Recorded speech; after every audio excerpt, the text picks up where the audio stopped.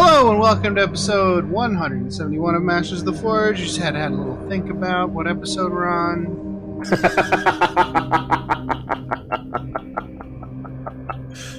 Okay, I'll go ahead and add that in there. It's just Jason and me today. How you doing, Jason? Pretty well. How you doing, Adam? I'm hot, Jason. I'm very, very hot. Do we have to put the explicit back on? Or, I'm recording from the surface of the sun. All of my miniatures are melted. Yeah. My truly is warm. I have not left my apartment today. Cool, that's a good idea.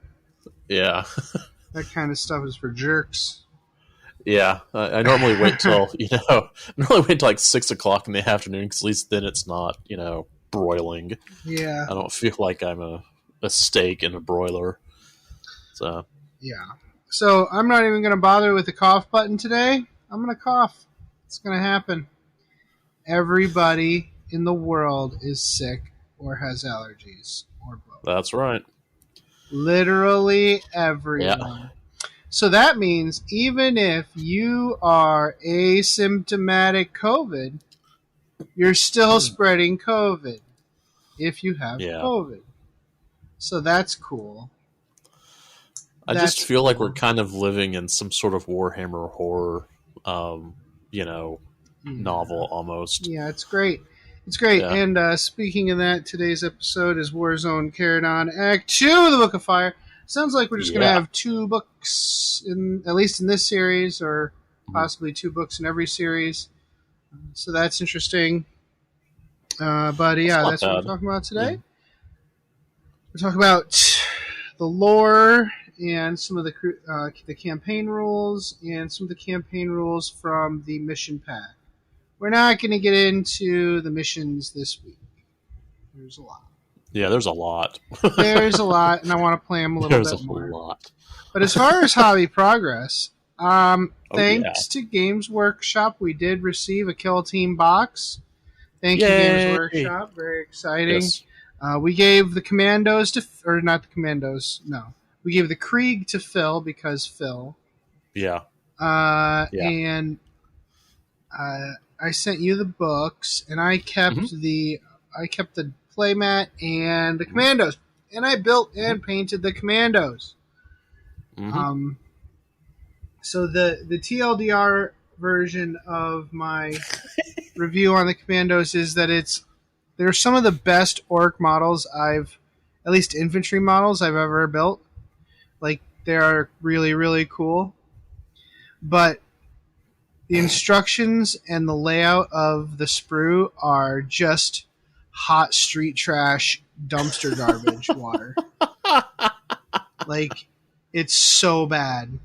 It is so... Okay, so we've come accustomed to having the sprues laid out with body, lower body, or like sometimes front and back body, that all fit together right near each other, and then 2 arms, and that's pretty much it.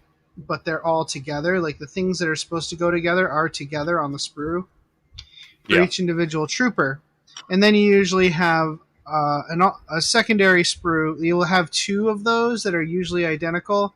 Then you'll have an additional sprue that's got all of your command stuff. It'll have your sergeant and all your special weapons and all your options and heads and stuff, right? Mm-hmm. This sprue is designed for maximum space usage.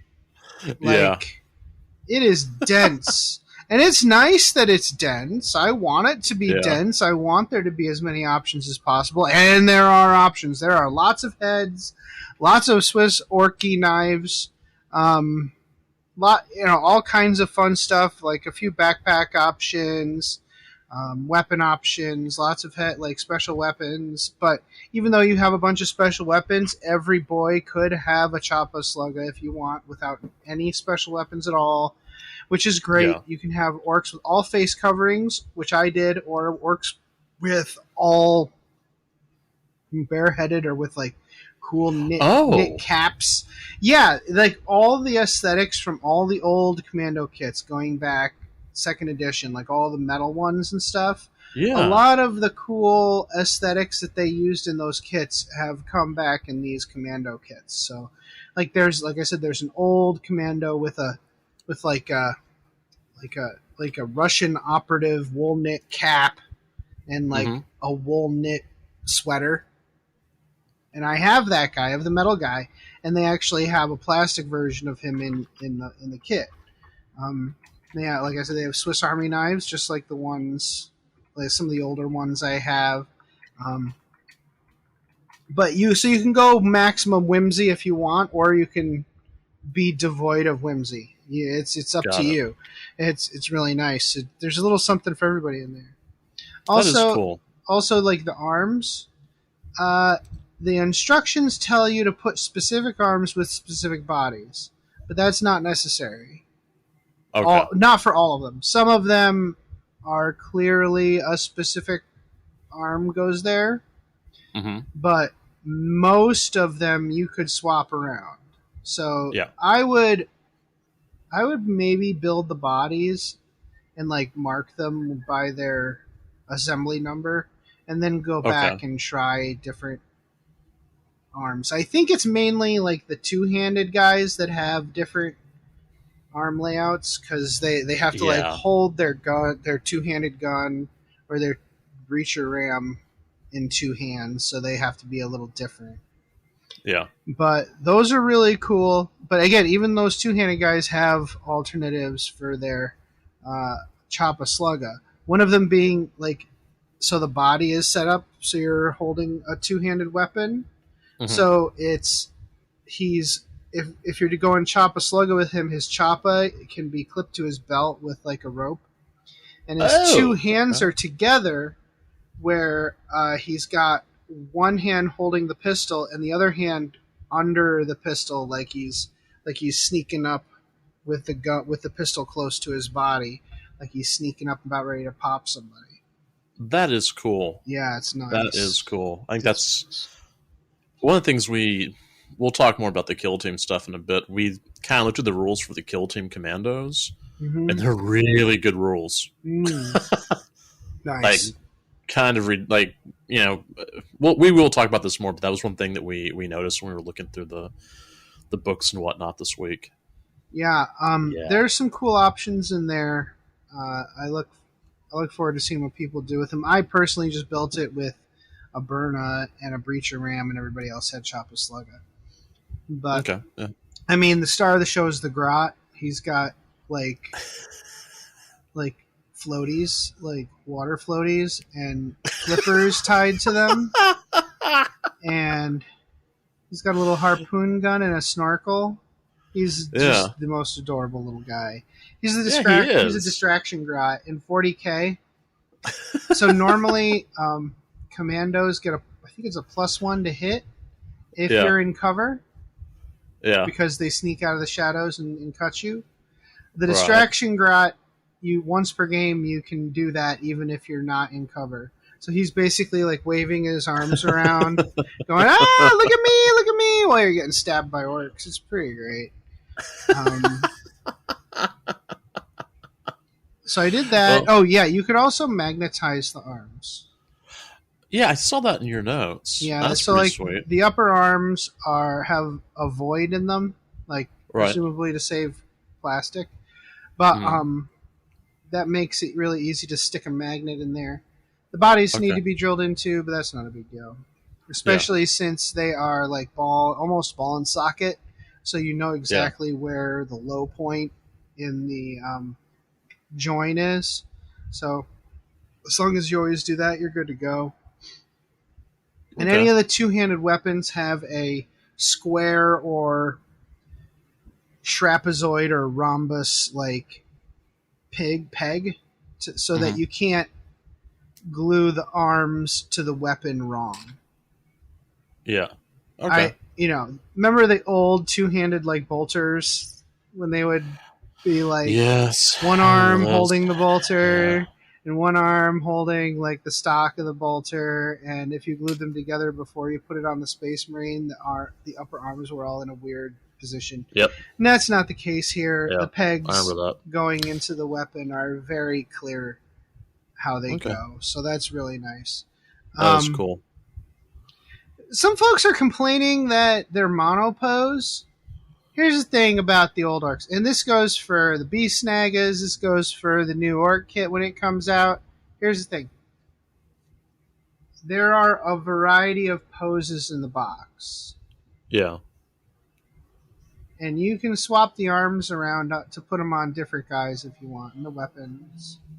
Yeah. So, when we used to put our orc boys together with the old kit, some of them would have Choppa up.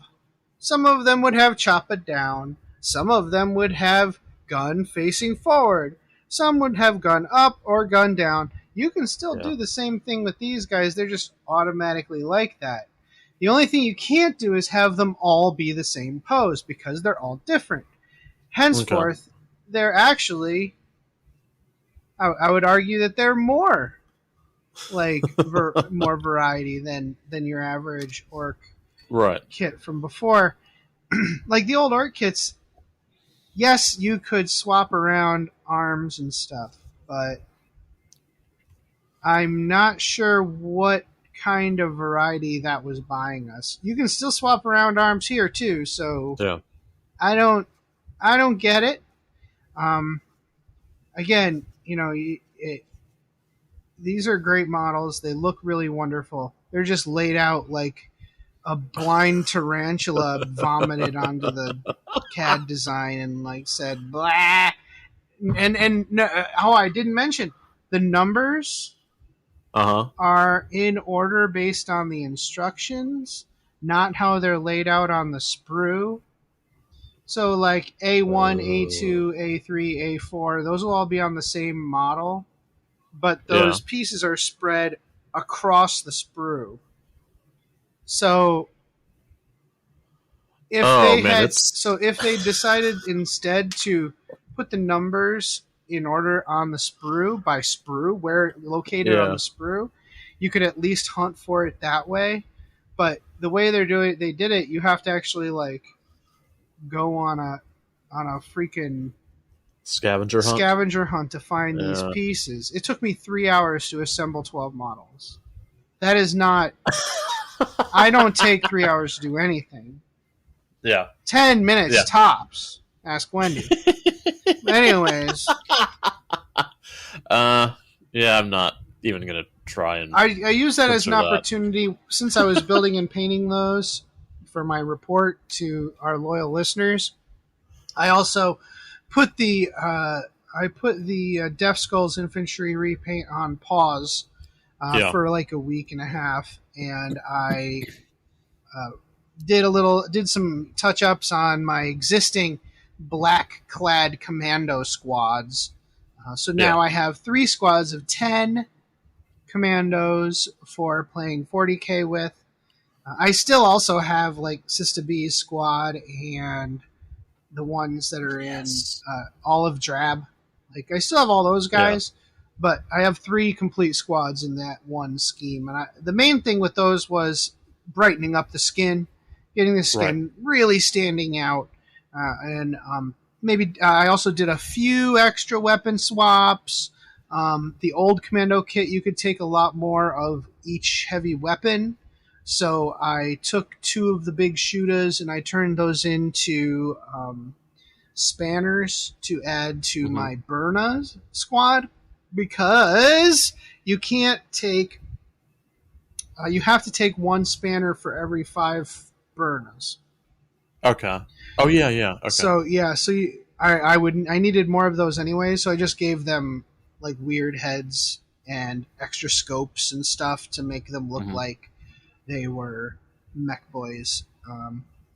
So that was a lot of work, but it was nice. It was nice work. I was really excited to paint those. I haven't painted the terrain or assembled the terrain yet. I want more of that terrain. I'm going to see if I can't get a box of that terrain off of somebody. I have a lot of the scatter terrain now. Tucker gave me some, and I've had a couple of those as well already, and it comes with some of the scatter terrain. I'm going to make woods out of them with some I-beams and other stuff sticking out to make them kind of like scrap woods. Maybe some more fairy lights, as they call them in England, like Christmas lights. The new scatter train is full of Christmas lights, so maybe I'll add some more Christmas lights. Ooh, maybe some that'll light up, actually. Ooh. That reminds me, I need to look up those LEDs for that thing we talked about last time. Yes. Wait, did we talk about no, we just talked on about the episode, that. Or we talked about in Hobby Progress? Hobby Hangout. Or Hangout. Yeah, we'll have to talk about that. Hold on, I need to add that to my hobby. Keep going. Yeah. So, I also did the same thing with the Burnas. My Burnas have the same scheme. They have the black leather instead of the blue. I think I don't know. I don't remember why I did it in the past, but I think it's really good now because I can kind of use them as whatever clan I want. Yeah. And it kind of makes sense for... Oh, yeah, I remember now. Like, all the mech stuff was all neutral. It was all the black leather, and all of my mechs at the time had black leather. So after that, I took the time to clean up the paint and rebase all of my actual mech boys. Mm-hmm. They've got... Now they're required to come with a custom Mega Slugga and either a Choppa or a Kill Saw. So some of mine had just regular Sluggas, like just the pistol. So I added a bunch of junk to the pistol to make them custom Mega Sluggas. So they're like all that makes sense. Like lasers and pieces of Tau guns, and I used some of the Charadon Overlord rivet guns and scopes and stuff, so those guys are cool. I even gave one a servo skull, and I just chopped off the actual servo skull and glued on orc pieces. So that's fine. And I also repainted the Pain Boy and a Runt Herd. All that's left for the Death Skulls is one airplane, 20 knobs, and 30 boys. And the Death Skulls, all of my Death Skulls will be repainted. I'm going to try to get the knobs done before we go on vacation this weekend. I already have most of the base coats done, so it's just going in, highlighting the skin, and then highlighting the yellow and the blue, and getting... Okay, so it's most of the work. Maybe I can get it done in 3 days, I'm not sure. But I'm going to try. Yeah, we'll see. It would be really nice to have that put away and have the only things left to do be the 30 boys and the Dokajet. Yeah. And then I can start worrying about the Gorkers, the orange scheme. I'm going to gather everything together and see what's going on there, because there's a lot of disparate ways I have painted that scheme over the past few years. Yeah. So it's orange. So it's orange. So I've got the blue and the yellow for the Morkers, for the Death Skulls, and for the Gorker side of things, so I can run things like Evil Sons or Snake Bites or whatever. So a more melee centric, like brute force clan. All that's orange, but some of them are orange and red. Some of them are orange and yellow. Some of them are orange and bone color. So I kind of got to go through there and make up my mind as to what the alternate color is. I think the bone works best, which is more of a white type situation, bone and white, and still with the Yankee blue jeans. So I need to find out what really doesn't fit and repaint like the yellow or red into the bone color and add a nice wash to it. Okay. I think so. Like I said in the last episode, the guys up in Queensbury bought me a Beast Snagga box, which was cool. Thanks, guys. Amazing. Yeah. I sauntered into Flipside for a tournament the other day, and they had 3 Beast Snagga boxes. Fortunately for me, Andrew bought 2 of them. and I bought one. I sold the codex and the cards to, and also the one extra exclusive mini to someone else. Recoup some of the cost. Yeah, but, good. Yeah, that was really nice. So I have a bunch of those. So I'm really excited about that. And I actually think I'm going to set those on the Gorker side of things. I don't think they're going to get painted blue. I think those guys are going to be... Yeah, I think those guys are going to be painted orange. Pretty sure. Mm-hmm. Oh, okay. I mean, the squigs themselves will be red, but I think I'm going to set those guys to be more of a cunning, but mainly brutal, instead of brutal, but mainly cunning.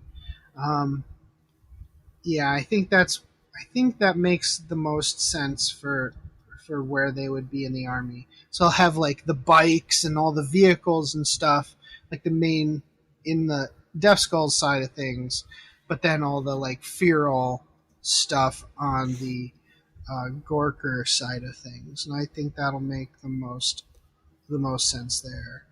And I'm looking forward to it. A quick question. Yeah. So this box came with the codex. Yeah. But this isn't the Orc Codex. This is just the Orcs Codex. Oh, it is the Orcs Codex. Yeah, it's the main Orcs Codex, which is not yet available on its own. It'll be a bit. Okay.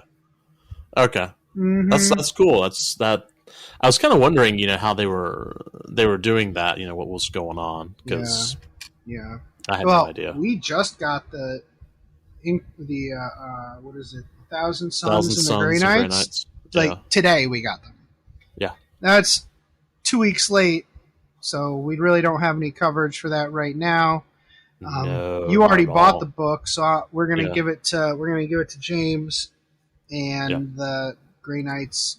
We might have somebody to do that, but it won't be we won't have any coverage for a bit. So hopefully we'll have some campaign. The GW content hose has hit us pretty hard. The last 2 weeks. Yeah, and there's some like tangential topics we've been looking at different Space Marine chapters that we think are cool for a while now. And in the past, we used to do those a lot. Don't get me wrong, it got a little boring. Like, what Space Marine chapter are we talking about today? But yeah, I think we're due for one of those, and we're due for another novel, and we're due for a bunch of stuff, and we also have Kill Team coming up. So all that stuff we need to cover. So but this is our wheelhouse, right? The Warzone content. Mm-hmm. We can't not cover this. So I'd rather cover this than a codex. To be honest. Oh yeah. So Jason, that's my long-winded diatribe of 23 minutes of hobby progress. This is going to be a long episode. I can already tell. Like I said, will you please stop coughing? I'm sorry.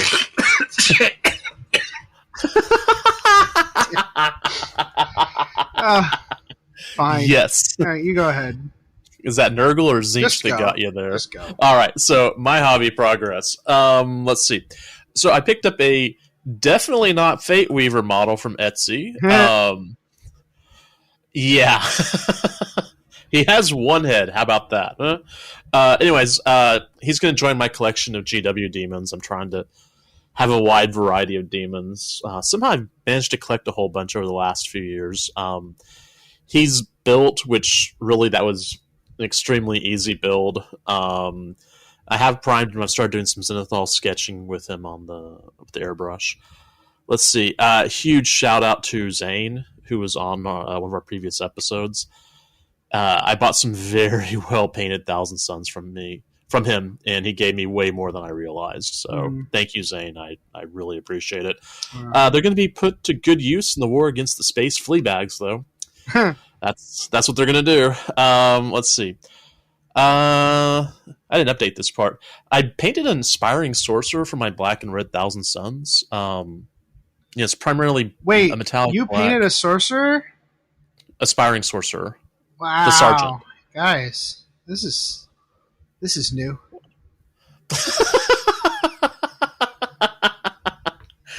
Isn't it, though? All right, so But I have that black and red Thousand Sun scheme that I'm doing. It's kind of an alternate, and I'm really kind of liking it. I should probably write down the recipe before I forget it, because I'm actually, kind of happy with it. It seems like it's fun and kind of easy to put together. So, both airbrush and paintbrush. Mm-hmm. So, and it was really, really rather quick. So that's another good thing going for it. Spirit Host and Chaos Spawn. So I've had these Chaos Spawn and these Spirit Hosts for a while. Mm-hmm. I don't remember when I got them, to be honest. I built them, and then I just kind of put them to the side and kind of forgot about them. But I started playing with the ghost tints, especially the yellow ghost tint. And it creates this cool kind of, it's not neon exactly, but it's definitely a bright color. And so I thought I'd go ahead and paint these guys yellow. But they're all based in kind of a gray-white that's more of a blue-based. There we go, that's right. Blue-based white rather than a yellow base. And so there's some green tones that come through just because that blue is underneath. But those are still in progress. In fact, I have to go find the bases for the Chaos Spawn. I don't know where they are. But I'll use all of them as Chaos Spawn because why not? Let's see. Iridescent Horrors. So I have 2 of them, and I think you sent them to me one time in a spite package. Because they showed up in my minis. I'm like, I don't remember building these. So anyways, I went ahead and did one of those in that ghost tint yellow. But because there was so much blue underneath and the white, that it turned like majorly green, which was kind of cool. Actually, it's one of those things, like, it was kind of a mistake, but it was like, well, an extremely happy accident. Like, it was even cooler than I thought it would be. And the other one I did in ghost tint purple, which is not as striking in pictures as the yellow green one. What this does remind me, though, whenever I was playing games, is I do need to paint my pink, blue, and brimstone horrors. Like, I need to actually do more detail on them. Those pictures are kind of funny. It's like, here's this really, nicely painted, bright iridescent horror, and then here's these other guys that are all in. They're not monochrome, but they're like various shades of purple and pink and blue and whatnot. I put this in hobby progress because holy crap! So I had to rearrange my Thousand Suns and my Chaos Demons and my KR cases, which I didn't think that would take very long. I was wrong. I was very wrong. I'm still sure that there's part of my soul that's still rearranging them as we speak. I don't know. I have to figure out what I'm going to do with that mutil. I mean, it's just... Anyways, I can get almost all my Thousand Suns in 2 KR boxes, but then I have to deal with Magnus and with the Helldrake and with the Mutilith, so that's not too bad. I did pick up Hexfire yesterday. Yes. And I'm going to split wait, that wait. Hold on. What? I bought a Beast Snagga box, and you bought Hexfire. Right. Aren't we supposed to be boycotting Warhammer 40,000? Games Workshop? I didn't get that many. I didn't get that memo. I didn't get that memo either. Okay, but I heard cool. about it. I heard this is the thing we're supposed to be doing. Yeah. I'll put that on my to-do list. It'll be towards the bottom, though. I mean, it may take about a century or 2 to get to, but hey, it'll be it's there. It's on the infinite to-do list. Right. Cool. So yeah, I picked that up. It's got a narrative book in there, so we might talk about that whenever it comes. Whenever we have a chance. That was kind of the, because I really don't need. Honestly, I don't need Zangors, and I really don't need the Terminators. But I was like, but I want that book. Yeah.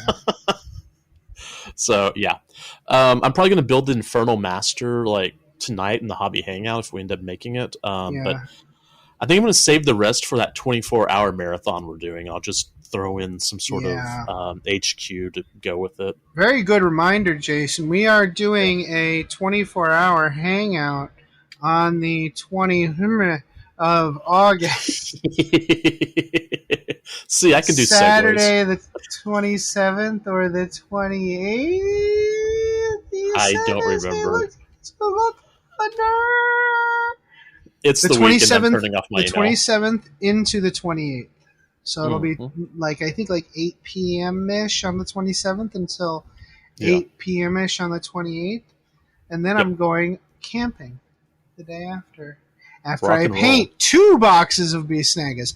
So okay, hear me out, dude. You're crazy. Like I'm just going through and like, all right, troop, HQ, elite, and maybe a second another HQ or archer. I don't know, whatever. But you're going with like 2 boxes of Beast Snagas. I'm not going to do. Nuts. Okay, here's the thing. I won't commit to 2 boxes of Beast Snagas. So the challenge is that we do a single starter of some kind, or you kind of combine a starter out of individual pieces, like a troop, like a battle line, some other like infantry unit of some kind, like a big model and an HQ, like 4 units. So, but it's a build and paint. Yeah. In 24 hours. I think I can do that with 1 box of Beast Snagas. I probably can't do 2. So what I'm going to do is, in the spirit of it, I only have to build and paint 1. So I'm going to build another one ahead of time, just so I know what the deal is with building these models. Yeah. After building those freaking commandos, I'm a little not sure whether I can do an entire box. 3 hours to build 10 guys is ridiculous. So I'm going to build the other box, see how long it takes me. If it takes too long, I'm going to maybe cut back a little bit, take out one of the HQs, take out 10 of the Beast Snaga boys, and just do the squigs and 10 Beast Snaga boys. Yeah. But if it's not too bad, if like the sprue is laid out better, I'll just do the whole thing. And then I'll like do 1, and then whatever time I have left, I'll try to do the other one. Yeah. I think that's a good idea, just because of how some of the sprues are being laid out now. It can be a little rough, be a little difficult. Yeah. Anyways, I digressed from your progress. I wanted to make sure we segued into that to make sure we actually mention it multiple times. Yeah, we can pretend that was on purpose. Yeah, no, it's always on purpose. You know, there are no mistakes, just happy accidents. That's right. And I got my Bob Ross quote in. Rad. Yeah, okay. Nice. Yeah. All right, score 1 for the Masters of the Forge. Okay. All right, so let me see. Oh, the one thing we talked about earlier was maybe I have this Realm Shaper engine cool pyramid thing, and in our hobby hangout, that's the Seraphon terrain feature. Correct. We had talked about maybe me turning this into like maybe a flying thing. Yeah. You know, because it's the same size as the Plasma Obliterator, but I feel like it should move because it's Thousand Suns, and you can't put. I think it's you that came up with the idea of turning it into like getting a flying stand for it, and then tricking it out with LEDs, which color changing LEDs. So that could be the difficult part. You can use that for any branch of the Thousand Suns. Yeah. Oh, cool. I'm gonna learn how to play with LEDs. Like orange for the fire guys. Yeah. Like purple for the summoning guys. Ooh. Green for the, I guess, accountants. I don't know. The hidden ones, maybe. Yeah. Although I'm not sure if that's canon, but whatever. All right. But yeah, that might be something we do. And let's see. Last thing. I may have to build more aspiring sorcerers and create some more icons of flame, just because the new Thousand Suns Codex, I haven't finished reading it, really barely read it, changed around the rubric squad sizes, and so it's a little bit things have changed, so I got to figure out how to set some stuff up. But that's pretty cool. All right, so games played. What's happening? I played Age of Sigmar with Dave. Yay! Okay. He hid in the alley and revealed a truncheon the size of a small dog, and he proceeded to beat me half to death with it, simply for the pleasure of stealing my lunch money. Well, we talked about this in the hobby hangout. Was this because you might have like done something similar to Dave at some point, like many years ago? I feel like yeah, there was some spite involved here, but suffice to say, Dave won. We had a lovely game in the garage, a lovely summer afternoon of Warhammer, which was really nice. And he was dropping off the Beast Snag box, so I couldn't be too mad at him. Yeah. But at the same time, like halfway through the day, we had decided we were going to Lake Moreau in the afternoon with the baby and my sister-in-law, which is like an hour away, which is like a mile from where Dave lives. So he drove like an hour to play with me and dropped it off when I could have just stopped at his house for like 5 minutes out of my way. But I'm glad we had the opportunity to play the game. But I apologize. I'm glad y'all got that game. I should have told him that. And then I had 2 games of 40K at a small tournament at Flipside. All right. And I played against Roland. Haven't seen Roland in a long time. He's grown up. Yeah. And also, I haven't seen Roland in a long time either. Yeah. He's a lot older now. And Perry, played against Perry and his Death Guard. Roland was playing Necrons. I scored almost 30 points. 20 of which was for painting. Between the 2 games. I played my Imperial Knights. I wanted to play the Imperial Knights. They haven't seen the table in a long time. Yeah. So those were fun, but I got beat real bad. Yeah, sounds like it. My whole goal is to charge, like do a turn 1 charge as close to their command structure as possible, and then explode on their turn, killing their command structure. That's my entire strategy. So it didn't really work either time. Against Perry, I did explode, but I didn't kill any of his characters, which is really sad. Oh, bummer. Yeah, it's a bummer. It's a real bummer. Yeah. So this weekend, actually on Monday, so Wendy and I are going to Maine. Yeah. For a family vacation.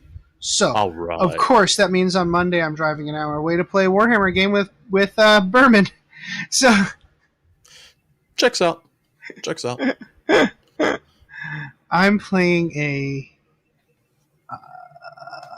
Morkanaut, like Death Dread list against his Imperial Knights. So that'll be an awesome monster mash. We're going to look through this Amidst the Ashes Crusade pack and pick a good mission for that matchup. So that should be fun. But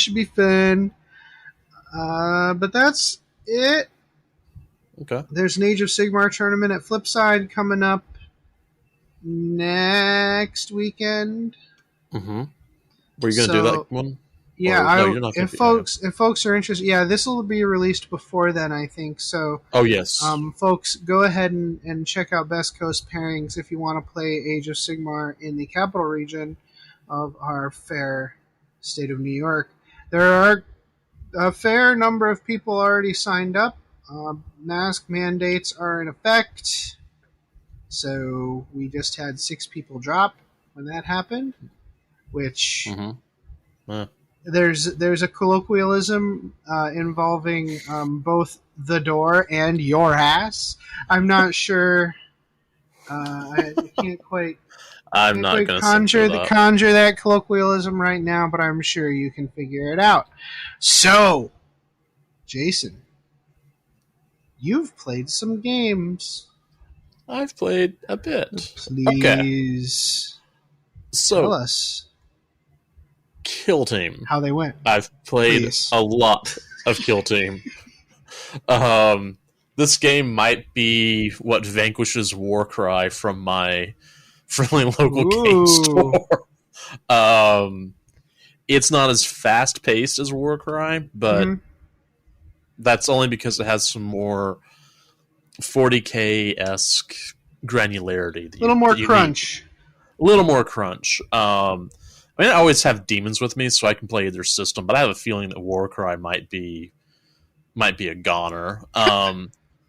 So the basic mechanics very similar to Warcry, except you have some saving throws. You've got group activations, which group activations are hilarious. They're a lot of fun, and a few other small things. Like 40K, you've got 3 modes of play. You've got open, matched, and narrative. We'll talk more about the narrative play in the next episode. In fact, we'll just talk about the narrative play, and I still need to read over it, but it's got some stuff in there. It's a much better narrative system than previously. And what's funny is you look at the table of contents. It's like, okay, open play is that's 6 pages, and match play is like 10 to 12. The narrative's like 40 something. I'm like, oh yeah, this is what we're looking for. So, and there's different ways of playing. There's different sequences because of that. So we just did open play just to get the basic mechanics down. Yeah, that's smart. It's fast. It is brutal. Like, I think I was texting you, or I was messaging you during the game. I was like, whoa, this is going by way faster than I thought it would. Let me see. I need to change that. But in the 6.5 games that we played, and I'll explain the half game in a second, losses were at 20% after the first turn, and because we weren't running dense terrain. If you're running like really dense terrain, then your losses, I mean, people will stay alive longer, but still, stuff's going to die. So a couple of observations. At times, it kind of has a 6th and 7th edition feel, which I realize is almost a nightmare scenario for those of us who lived through 6th and 7th ed. There's a bunch of universal special rules that need to be learned and memorized, but it's not terribly difficult to learn them because really it's not that many. But the rules are all in the back of the core rulebook. Melee has a strange feel as well. It also reminds me a bit of 6th edition, 7th edition Melee with the simultaneous attacks.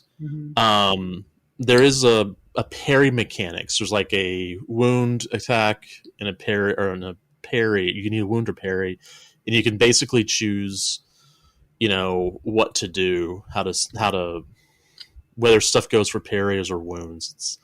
It's difficult to explain until I know how to play the game a little bit better. Did you see that they did put out some how-to videos on the GW website? I did. I haven't had a chance to watch them yet. Yeah, their new battle report presenter is doing those now, and I didn't watch them yet, but you may find that interesting, and you can see if that helps. We had a lot of questions. Overall, it was a very positive experience. Like, we were both myself and Daw and Keith, because I played with both of them. We had a really great time. There's a couple of questions on how do things work exactly. So anyways, the first group of games I did was with Daw, 1,000 Suns, Inspiring Sorcerers, some rubrics, and a Soul Reaper canon rubric versus Eldar. This game took a while just because we were constantly reading the rules, but it was still a quick game. It was like an hour, but I mean, with us reading the rules and trying to figure out what's going on here. For those of you who want to play 1,000 Suns, the Aspiring Sorcerer can actually cast 2 psychic powers during the game. The second time you do it, it's dangerous. You have to be real careful. Let me see the next game. This is where the half game starts showing up. It was Pink Horrors versus Dark Eldar Witches.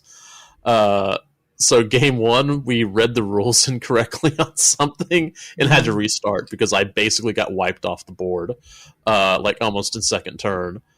And then game 2, I ended up screwing up my kill team because I took only 1 fire team instead of 2. Oh. And so it was just, which is real bad. And so I was wiped off the board at the end of the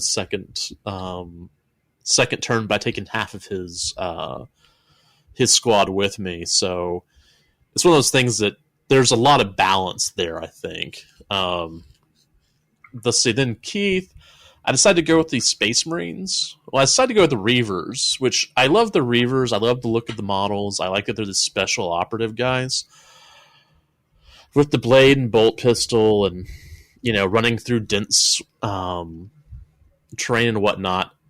But they're terrible.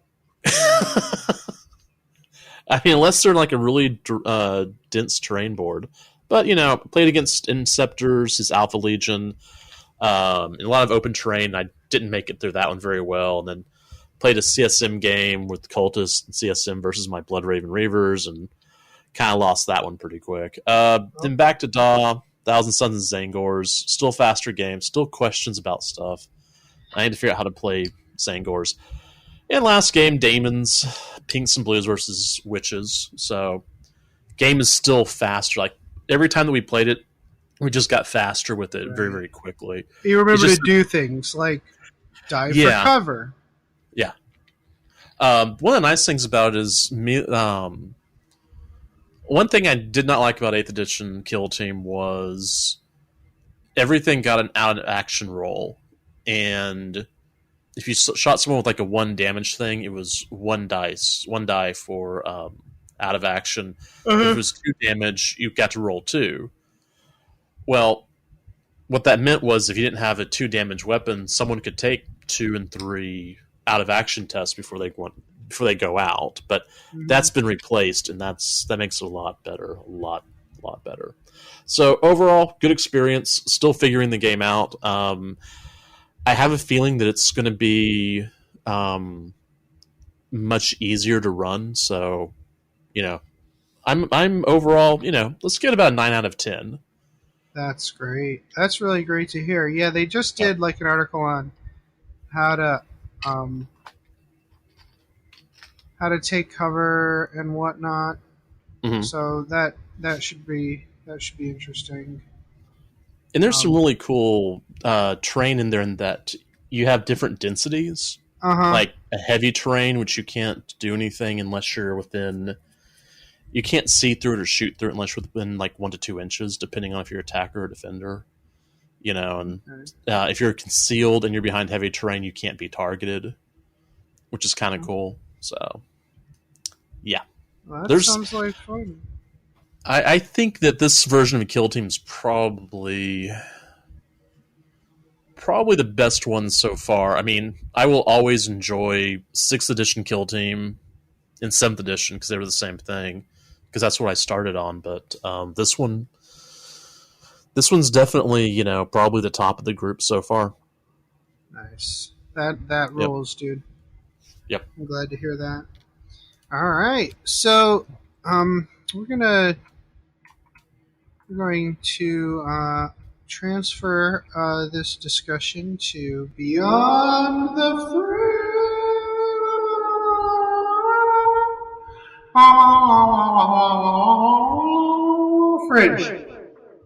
Awesome. New episodes. That was going to be fun. Yeah, new episodes of the of Lower Decks are coming out this week. So everybody, set your chronometers. Nice. All right. With me, I'm trying to make sure that I do some of the audio nerd stuff for y'all. So this week I'm going to try a soft limiter on our tracks to see if I can maybe eliminate some more work. Nice. That's a good idea. You know why? Because this episode I need to find out whether or not I've been using external headphones this entire time. No, because I haven't heard an echo for it, but we'll see. Hold on. We'll do some percussive maintenance.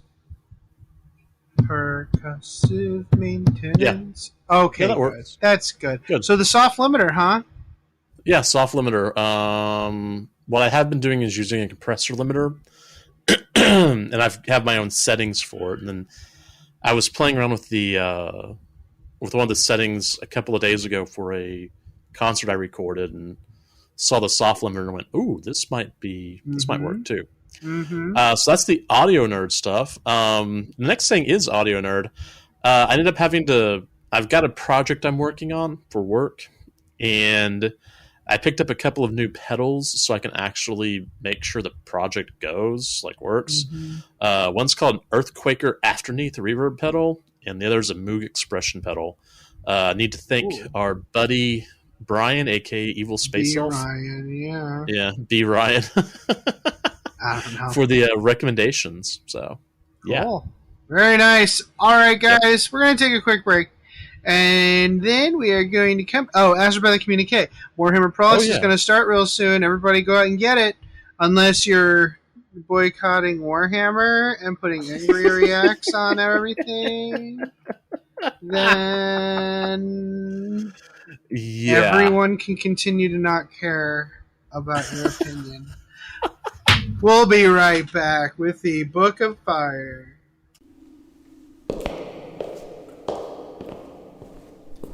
Damn, I knew it was around here somewhere.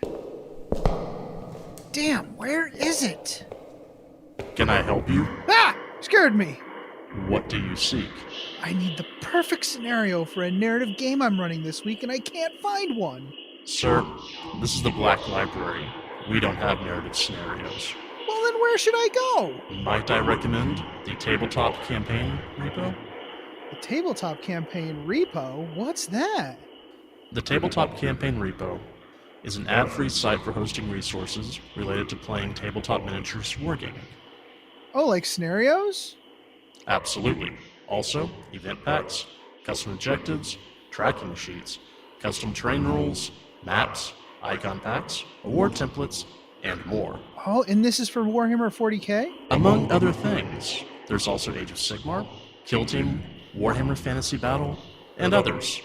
They're always open for content submissions for any system, even non-Games Workshop materials. Oh, that's awesome. It sounds like a great way to save all of this great content the community makes. A lot of that stuff often ends up disappearing into a dead message board or Facebook group. Exactly. It's a real community effort. Great. So, how do I get there? Just go to that webway gate marked tcrepo.com. tcrepo.com. Got it. Can I ask you one more question before I go? Fire away. This place is really easy to find. How come Aramon can never find it? Oh, because it's more funny that way. Oh, yeah, clearly. Once again, the Tabletop Campaign repository can be found at tcrepo.com, and they're always looking for submissions. Greetings, mofos. Are you out of George Dickel number 8, staring at a broken chess machine? Well, don't want to spend the rest of the year tied to that couch? Well, why don't you head on over to the 1 Hour a Night Facebook page and see what exciting stuff is going on there. It's a place to post all your daily progress in the hobby grind, as well as receive and give positive feedback. Also, there are usually a few interesting challenges going on. That's right. All you have to do is search for 1 Hour a Night on Facebook. That's numeral 1 Hour a Night, all one word. Blood serum tests will be administered prior to approval. Se til helvete og kom dere vekk. Det ikke en bikkje, det en slags ting. Den imiterer en bikkje, men det ikke det. Kom dere vekk, idioter! What he said. Welcome back. So I have refilled with water. I have provided my lovely bride with a drink. And I am drinking a glass of Basil Hayden's whiskey. I think Nick left this at my house and he's not owning up to it.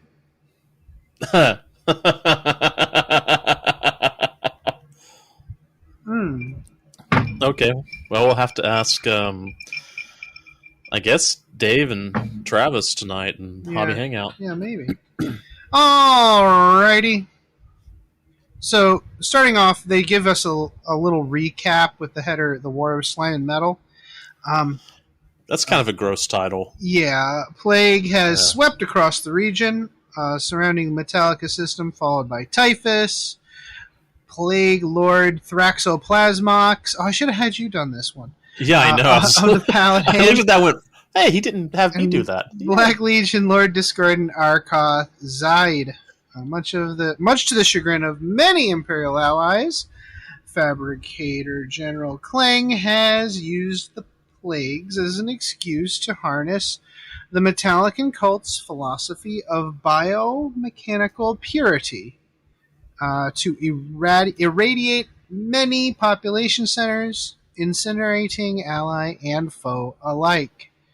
It's easier that way. Yeah. The Fabricator General ordered the defenses to contract to the systems bordering the Forge World, Metallica itself, and Typhus was able to concentrate his Empiric assault there at the Metallican gates. So he contracted his forces, so therefore that allowed Typhus to also focus his efforts, which he probably saw that coming, I assume. Atrocities were committed on both sides, not the least of which being the neuro-wiping of Imperial troops holding the lines in order to render them totally fearless. That's messed up. That's messed up. Yeah. So, is it Zed or Zied? Zide? If it's German, it's Zide. Okay, I'll go Zide. EI is an I sound in that language. Oh, okay. Yeah, that's not a language I've really been able to figure out. I'm sure that someone will go through and give me a lovely little rhyme that I will immediately forget. It's hard to say what language it's meant to be, but definitely looks like Zide to me. Okay. So, Zide had been deployed to occupy House Raven, but he fled in the face of a full-scale assault, allowing reinforcements from the Night House to the Metallican gates, along with the Grey Knights and their Forge World Deimos allies, as well as key elements from the nearby Monastery of the Excruciator Chapter and the Free Blades of the Forgotten Company. Yeah, don't forget that Forge World Deimos is the ones that are close to Ordo Malleus and the Grey Knights. Okay. So this counter-assault didn't stop the malignancy in the region from birthing a massive warp rift they called the Sore. Gross. Ugh. Yuck. Which allowed... weren't we having a discussion about sores and bulbos with Mark on the buboes? Discord Yeah, channel? Mark explained that buboes are pus-filled, gross nodules under your skin that they started lancing them because they were gross, but lancing them turned out to be a really good way of expelling the disease. So those are buboes. This is back several episodes now where I was like, "What's a bubo?" and I didn't bother looking it up on the internet. Thank you, Mark. Mark will be on a future episode talking about his super sweet Forge World that he's putting lore together for, and it is super awesome. Okay, so now we're back to talking about the disgusting Sore. Mm-hmm. This Sore allowed Typhus's fleet to invade the system. The defenders were mighty, but they lacked cohesion. The Fabricator General himself was locked in a logic loop of disbelief in the failings of his own preconceived notions about the purity of his beliefs. Yeah. Wasn't that in that Brutal Cunning book also? The Fabricator General there got kind of locked into a logic loop also? Mm-hmm. Okay. They tend to do that. I wonder if there's like a mechanic in the game that you could actually like throw that in there where you can make your the opposing admech HQ go into something like that. That would be cool. Yeah, that would be cool. All right, so throughout the subsector, Typhus's forces, aided by the Dark Mechanicum, invaded planets and battle fortresses using scrap code, of course, and demons known as Data Geists. Ooh. Mm-hmm. Sorry, I just started getting ideas on how to build those. Anyway, in so doing, they turned the Mechanicus's own technology against them and plunged countless worlds into disarray. Yeah. And they did the same thing with the human populations, too, by making them into plague zombies and poxwalkers. It's a similar thing. Like, Chaos... If Chaos only had the resources it started with at the end of the Horus Heresy, they would have died out a long time ago. Chaos... Oh, yeah. When you're fighting against Chaos, you're fighting against your own infrastructure. Your own resources most of the time. And there's something disheartening about that. Yep. So there's a little Alpha Legion vignette here. Oh, good. The Alpha Legion and the Word Bearer sacrifice a Din Cultistic. The Alpha Legion and the Word Bearers sacrifice a Gene Stealer cult patriarch. Yeah.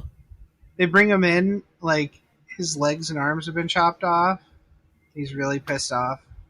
It's the best. In order to summon Be'lakor, the Dark Master. Ooh, he's flying in my computer screen. Yeah, he's been sitting on my desk for a bit. First champion of the Dark Gods! One wonders why the demon would have to be summoned if he were taking part in the machinations against the Metallica front anyways. But it's best not to dwell on these things. I don't know, why would they need to show themselves worthy? I don't understand. I don't get it. Anyways, the Alpha Legion and the Word Bearers are strange bedfellows. That's the interesting thing about this. There's a couple relationships like this in this book. They work towards a common goal. The Word Bearers align themselves as a sign of faith to the Dark Powers. Mm-hmm. They consider themselves lucky to even be blessed just to be involved in this scheme. Yeah. The Alpha Legion, on the other hand, have aligned themselves with the Dark Master because it's a means to an end. Their relationship with him is simply transactionary. They give, but they also take. It's a transaction to them. They don't really revere him the way the Word Bearers do. Yeah, they're just there to cause chaos and to further whatever their end goals happen to be. Be'lakor was the work of all four. So just a little background on Be'lakor. Certainly not all the background on Be'lakor, but just a little bit. No. He was the work of all four Chaos Gods early in who knows how long ago. I'm sure there's a story that tells us how long ago. But I have time is weird. Book from AOS. Ah, okay. Like, I decided to pick that up, although I haven't read it yet because I need GW to get that. Content Firehose. Yeah, Firehose. Yeah. But as such, he's slave to no single god. Mm-hmm. This gives him a huge amount of leeway in his specific activities. He has a lot of breathing room in what he's allowed to do at any given time. He's not really punished like the other followers of Chaos are. Like even Primarchs don't really have it as good as he does. There are some scenes in the last Dark Imperium book with Mortarion that are very interesting, showing that his limitations on his how in good graces he is with Nurgle. Anyways, Be'lakor has a number of schemes at work at any given time, and even when he seems bested by an opponent, he rarely doesn't have some kind of ulterior motive or reasonable contingency plan that he can enact in such an eventuality. He's been an ally of Abaddon for quite some time, since at least the Third Black Crusade. It's not surprising that the two lords under the banner of Chaos, Undivided, have aligned interests, but both of them harbor an understandable deep mistrust of one another.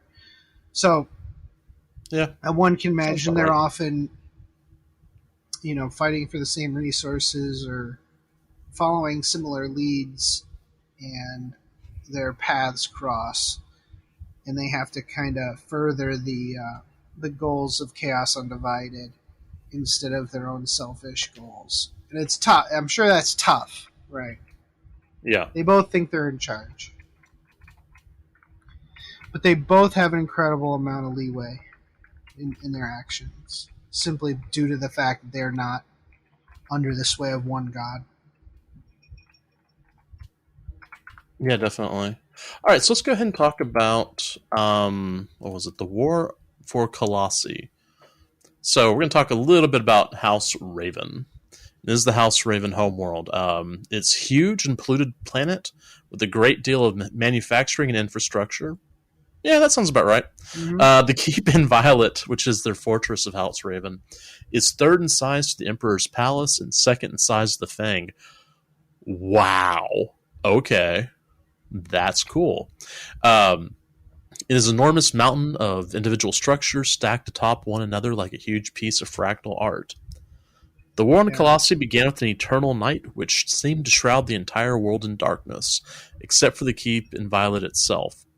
When panic and distrust erupted from the world's serf population, the nobles had no choice but to herd as many people as possible into the keep for their safety. Among those several 100,000 individuals were thralls of Be'lakor because... Yeah, and it's like the Makes eye... sense. This place was like the eye of the storm. Yeah. And the only option they had was to let people in, which, of course, let in Be'lakor's people. Mm-hmm. Alright, so the Alpha Legion who had summoned Be'lakor managed to intercept a small Imperial force inbound to Colossae. Or Colossae. I don't know. I'll figure that out. Colossae? Sure. It looks like it's plural. The attacks were a zealous contingent of Order of our Martyred Lady, who were the vanguard for Crusade Fleet Primus. Really? Was Les Claypool like the front of that? Sorry. Crusade Fleet Primus, a bunch of overachievers who wanted first pick of purging some heretics. The Vessel of Destiny, one of the Piety-class cruisers... Boo! Vessel of Destiny. It's a vessel. But it's also a vessel. It's a pun. The spaceship is a pun, people. Oh, no. It is, isn't it? Mm-hmm. Oh. Alright. Anyways, this vessel managed to launch a battle cathedral during the Void Battle. Still. Yeah. Drop churches. Drop pods. I'm here for it. Alright. The Piety-class cruiser is a new design and is armed with a combustion projector array. Okay. One surmises that this is a capital ship-sized short-range flamer weapon because during the Void Battle it managed to set a destroyer on fire.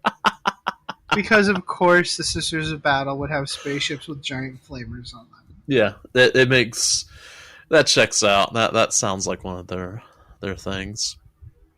Alright, so during the Void Battle, the Alpha Legion commander, Thale, actually directs things from his flagship while his chosen, dressed to look like him, of course, led strike teams in several boarding actions. He actually used his psychic talents to guide them and provide orders, and even manifested psychic powers through them. That's actually pretty interesting. That's very Thousand Suns / Alpha Legion. You could see like a small kill team mission or combat patrol mission that uses this mechanic. I think it's a good way of having your warlord involved in a small operation without actually involving that warlord. Yeah, definitely. I've got some ideas on how to run that. Yeah. I need to go back and look at that part of the... And look at the CSM of the book, stuff of the Kill Team book. Anyway, Be'lakor hadn't really foreseen this eventuality, and he decided it was time to stop playing with this food and get on with it. As darkness pressed in, House Raven mustered their knights for a rousing speech by their commander. At this point, Be'lakor's second gambit was revealed as a considerable number of the gathered knights revealed themselves to be infected with technoparasites, and they opened fire on their fellows, killing many, their commander Sir Havlorn included. Ooh, that sounds fun. Yeah, they all gathered together for his speech, and half of them opened fire on the rest of them. The guy standing there giving his speech, standing on top of his Imperial Knight, just got incinerated by a missile. It was great. Interesting that Be'lakor didn't figure that elements of the Indomitus Crusade would be showing up. I think it's possible that the faith that those Imperials had rendered them somewhat invisible to Be'lakor. At least their actions in the schemes of fate. Because they act without thinking. You know? They don't really have a plan. They're just like, let's go kill it. Let's go purge. There's no plan. This is what we do. So I think that there's something to that. So once chaos reigned inside the keep, Be'lakor cut loose the darkness swirling around it and collapsed it in on itself, plunging the keep inviolate into darkness. The panic and madness of the hundreds of thousands of humans behind the walls left the place open to incursion within their midst. Even some of the people turned into portals, flesh portals. Yeah, it's gross. The siege of the Keep Inviolate became a slaughter behind the walls, without even a single physical breach having been made on the walls themselves. Oof. The text makes note of the defenders' faith in the machine god fading at that point. And one could imagine that fact is more their doom than the actual strength of arms brought against them. And that's kind of an echo that's been going through this entire 8th and 9th edition series. The more faith you have in your cause, the more successful you are, live or die. Mm-hmm. Still, the arrival of the Sisters of Battle and the Indomitus fleet on their heels has perturbed Be'lakor and his allies. That the Sisters acted with the faith of the Emperor could have something to do with why the demon was caught off guard. Perhaps he has no sense of their place in the fabric of fate. Instead of hanging around and having fun with the rest of the chaos presence in the sector, Be'lakor enveloped the world of Colossae and everything around it in shadow, stealing everything away to an undisclosed place in reality. Ooh. The world is essentially gone. Just disappears. That's a trip. That's actually really interesting. Yeah. Fortunately for House Raven, a lot of them were defending Metallica at the time. Yeah. So not a huge number of the actual Night House was gone or was on the planet and then disappeared, but still it's a considerable amount plus, the entire planet. Yeah. You can imagine that's very disconcerting to House Raven.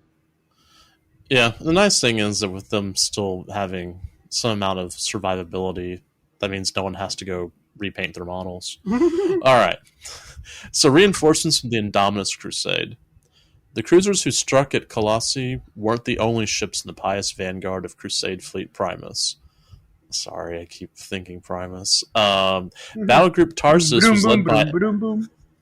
Yeah, I was thinking of My Name is Mud, but I just love that intro drum and bass thing. I'm going to have that video in my head next. Okay, Battlegroup Tarsus was led by the Abbess Sanctorum Morven Val herself. Do you want to read that next part, or do you want me to go ahead? From a dogmatic standpoint, the God Emperor himself appointed Morven Val as Abbess Sanctorum. Certainly, this is the way her choosing was described to the suffering masses of humanity. Golden spills of holy light, inarguable omens of divine judgment, a humble warrior shouldering an unexpected burden. Not for her own self-aggrandizement, but rather out of duty to the Imperium of mankind and its divine master. This last, at least, holds truth. However, it was a conclave of powerful priests and high lords who selected Val for this honor. Not the Emperor. Moreover, their intention was less to work the will of the Master of Mankind than it was to install an Abbess Sanctorum whose youth and comparative lack of political experience would render her their puppet. In this, the new Abbess's benefactors failed spectacularly. Nice. So, as I'm reading our notes here, Morven Val is kind of a meathead. She's appointed She's a big dumb meathead. Well, she's not dumb, but definitely a meathead. Okay. Yeah, she's a meathead. She's appointed sisters from the Order Familius and Order Dialogus to orchestrate things back on Terra, while Val acts in battle against the enemies of the Imperium. Yeah, While so her she's got a bunch of people back on Terra who, if you remember, Familius are the ones who deal with the nobility of the Imperium. Oh, and yeah. Dialogus, they're smart. Got it. So while her single-minded philosophy isn't being used against her at court as the clergy of the conclave who selected her had hoped, it is at work in the field. She's able to whip her charges into battle fervor to win one bloody victory after another. Still, failure and cowardice are punished with brutal vengeance that would make a Night Lord nod in appreciation. It's really true.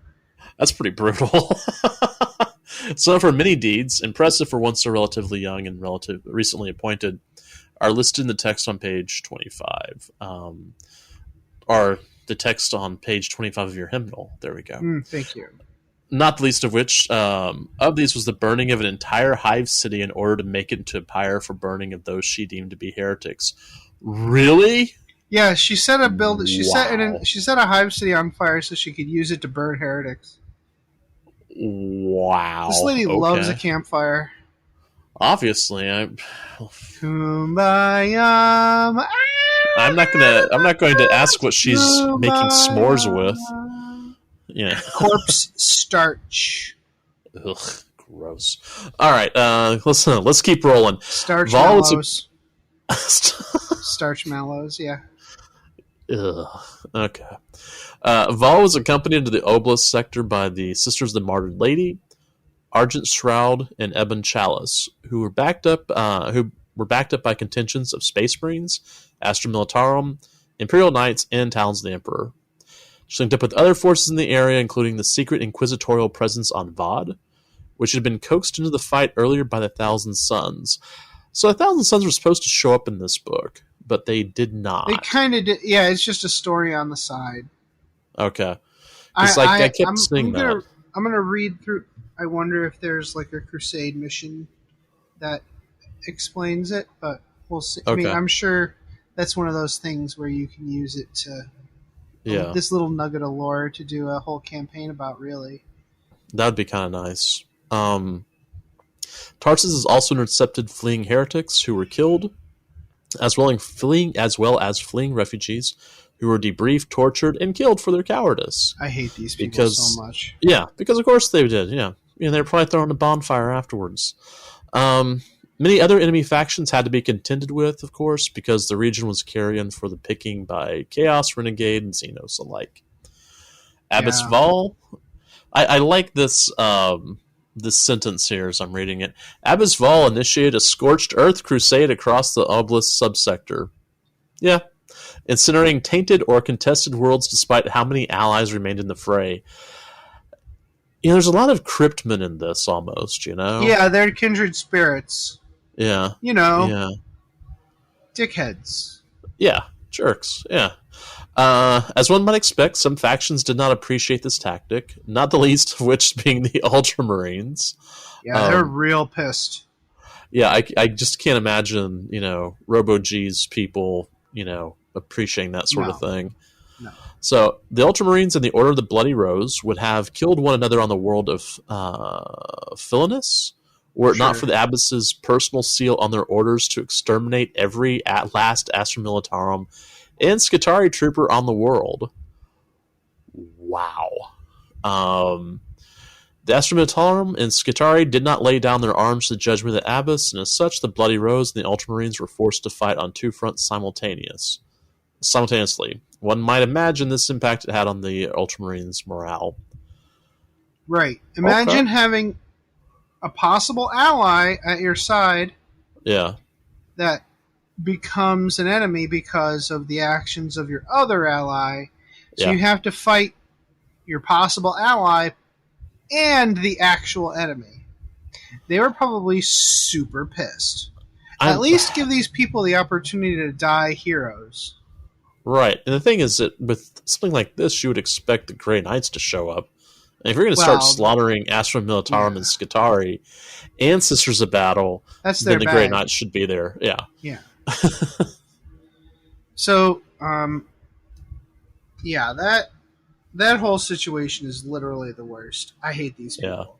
Yeah. Anyways, one of the big fronts in the later half of this war is the Fire system, and that's where Zide escaped to. Mm-hmm. The Fire system was totally decimated by the Plague Fleet. This attracted the attention of the Inquisition's Ordo Malleus. So, segue. Yeah. It's definitely only a segue if you say the word segue. I didn't get that memo. Yeah. Who took direct control of what remained of the Imperial presence in that system. The Ordo Malleus was brutal in its pacification of individuals who resisted having troopers executed for the things they had witnessed, or more elite warriors mind-wiped for the same. When Zide and his Black Legion motley crew of heretics washed over the remaining poorly defended Ordo Malleus forces, one can imagine the detached, spiteful laughter of the spirits of those slain by the Inquisition.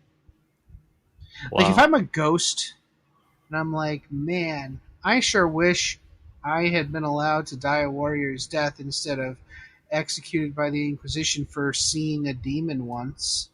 Mm-hmm. I would be like, ha ha, you're getting eaten by, your heart's being eaten alive by some Chaos Space Marine. That's pretty cool. Yeah. It's too bad you're not dying in a fire right now, because I'd like you to do that.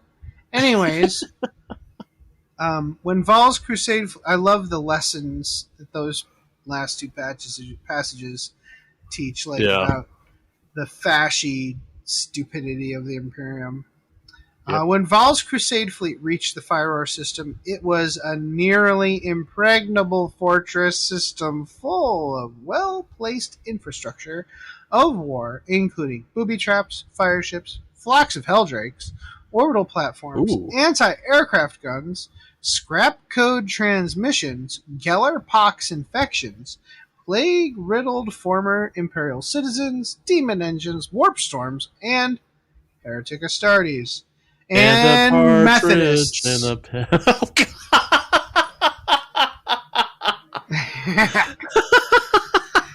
bootlickers, boot kickers, and Methodists. I feel like we should have, blazing saddles on. Yeah. It must have been galling to know that most of the Black Legion's infrastructure at Fire had originally belonged to the original defenders, both machine and personnel alike. Fully half of Val's fleet was lost before it reached the core worlds. But she was determined, and the Emperor was with her, personally directing her hand, as it were. And he had shown her the location of their enemy. They plowed through the systems, blasting war hymns on all frequencies, like some jackwagon with a giant subwoofer in his Honda Civic. Hey. Like all these Sisters of Battle cruisers with giant speakers on the side, blasting war hymns into space, even though space doesn't have matter. Whatever. She left a bunch of her invasion force to attack the worlds in her wake. She burned for the ocean world of Fathom. Remember Fathom? That really cool mission we had where the sea level rose and fell? Yeah, that's been a bit, yeah. Fathom's not really okay anymore. There's giant islands of fat, which is really gross. Yeah. They call it adipose. And I guess it harkens to London, where the sewer system was clogged with fat. Yeah, fatbergs. Yeah, fatbergs. Yeah, yeah, nasty, gross. Yes, that is disgusting. So the waters were badly tainted, covering these islands. But Val was correct. That was where Zide waited for them. I guess they could set those fatbergs on fire. I mean, Yes. That'll burn. It'll smell real It wild, will but burn and smell simultaneously, yes. Yeah. All right, so the battle was destructive and bloody. Several floating hives and Adipose Islands sank into the sea. Adipose Islands. We were just talking about small little fatbergs, but obviously... Yeah, we have to get fancy. Let's get fancy. Yeah, let's go through and say, it's, only 50 square miles. I mean, what do you want? All right, so Adipose Islands sank into the sea, taking entire armies with them. Still, Vol pursued her quarry with unshakable determination. Her single-mindedness allowed her to be ambushed by Zed in her pursuit across one of the rigs, and hundreds of battle sisters fought against hundreds of demon engines, lighting the rig and each other aflame. Yeah. Melta guns blasted. Yeah. Pew, pew, pew. Monsters. So cool.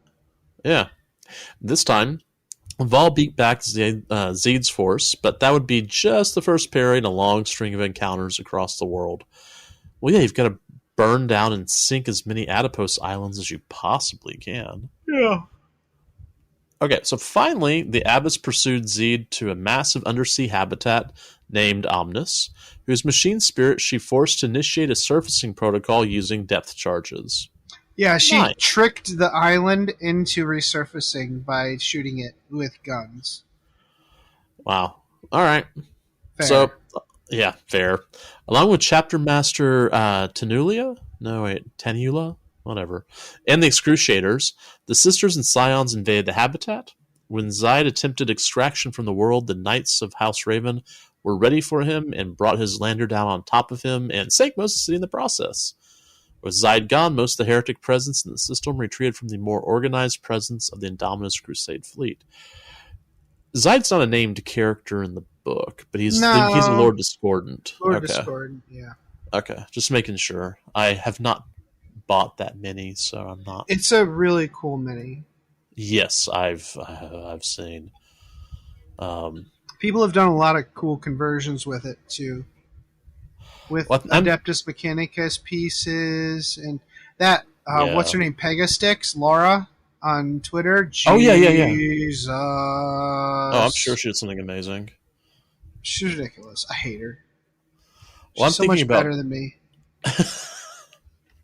I'm thinking about taking the Dark Apostle and converting it into a sorcerer of some sort.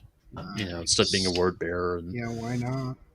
And I looked at that new Emperor's Champion mini, and I was like, oh, yeah, that's got conversion potential. Mm-hmm. Lots of it.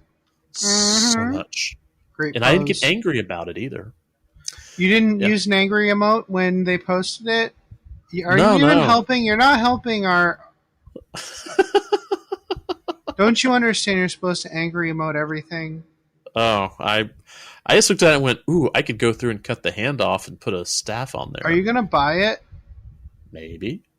With money? That goes against our blockade of Games Workshop. Maybe you can delay it a little bit longer. Okay, I'll delay it. I'll delay it 2 hours. How about that? Is that good? Okay, sounds good. Okay, all right, good. Well, here, let's go into the meat and potatoes of this campaign, and that is the battle for Metallica itself. So, hold on, before we go any farther, I mean, we've talked about Metallica, we've talked about Primus, there was another band name that showed up. I feel like I should be, like, adding, different music to this episode, but I'm not going to, but it just... I mean, are we talking about bands that have, like, metallic undertones? Sure. Like, actually, I don't want to go through and use anything from a band with a metallic undertone because they shut down things. So okay, they do. Yeah, they have in the past. Oh, that's true. That was a long time ago. Yeah. I mean, I'm sure. What about what's a metal? Nickel. We could put some Nickelback in here. I'm sure. No, because I don't want that on my computer. I'm not putting that on my computer. It's just not. You'd rather have like scat porn on your computer than Nickelback, I'm sure. Well, I don't want either on my computer, but yeah, sure, we'll go with that. And I'm not editing this, so yeah. Nickelback is Canadian, Scott Porn is German. So I mean, it's up to you. I bet Zide is into that. Okay, Meanwhile, so Typhus's invasion of Metallica was going well. His control of the orbital platforms and his superior fleet assets set the Space Marine fleets on the defensive. While some landing craft made it to the surface, most were either forced to remain at arm's length as a harrying force, or were destroyed entirely. Although the Fabricator General Klang was still quite mad from his disbelief at what had transpired, to his credit, he opened the vaults and unleashed everything the Forge World had in order to push back the enemy. The counterattack didn't just consist of traditional weaponry and tactics, but spiritual as well. As the Adeptus Astra Telepathica sold their lives in an attempt to disrupt and seal the warp rift known as the Soar. That fake Latin's going to get you every time. It really does. Son of a gun. Yeah. Typhus's plan was to infect the Fabricator General directly with a Nemesis worm infestation. In order to do that, he had to cut off all reinforcement from the Fabricator General sector, then launch an assault directly on that location. So he kind of spread out his assaults all around that sector, and then boom, spearhead right into that middle location. Although vast swaths of the enemy were wiped out during this action, Typhus's forces infected everything they touched, and their very destruction, more often than not, caused further spread of disease and rot, both of a biological and a technological variety. Every infected orbital platform, ship, vehicle, and infantryman slain could cause the infection of countless swaths of the planet's infrastructure. So you stab a guy, 3 people get sick from it. You know what I'm saying? Ooh. So many of the Metallican forces had to be committed to cleanup and sanctification duties that literal duties that the odds felt far more even to Typhus than they actually were. When a stalemate was reached in the regions surrounding the Fabricator General's confines, Typhus's Death Guard began their direct assault. Oof. All right, so the book uses a really helpful numbered map showing the battle between the Death Guard and the inner defenses of Metallica. It's really cool.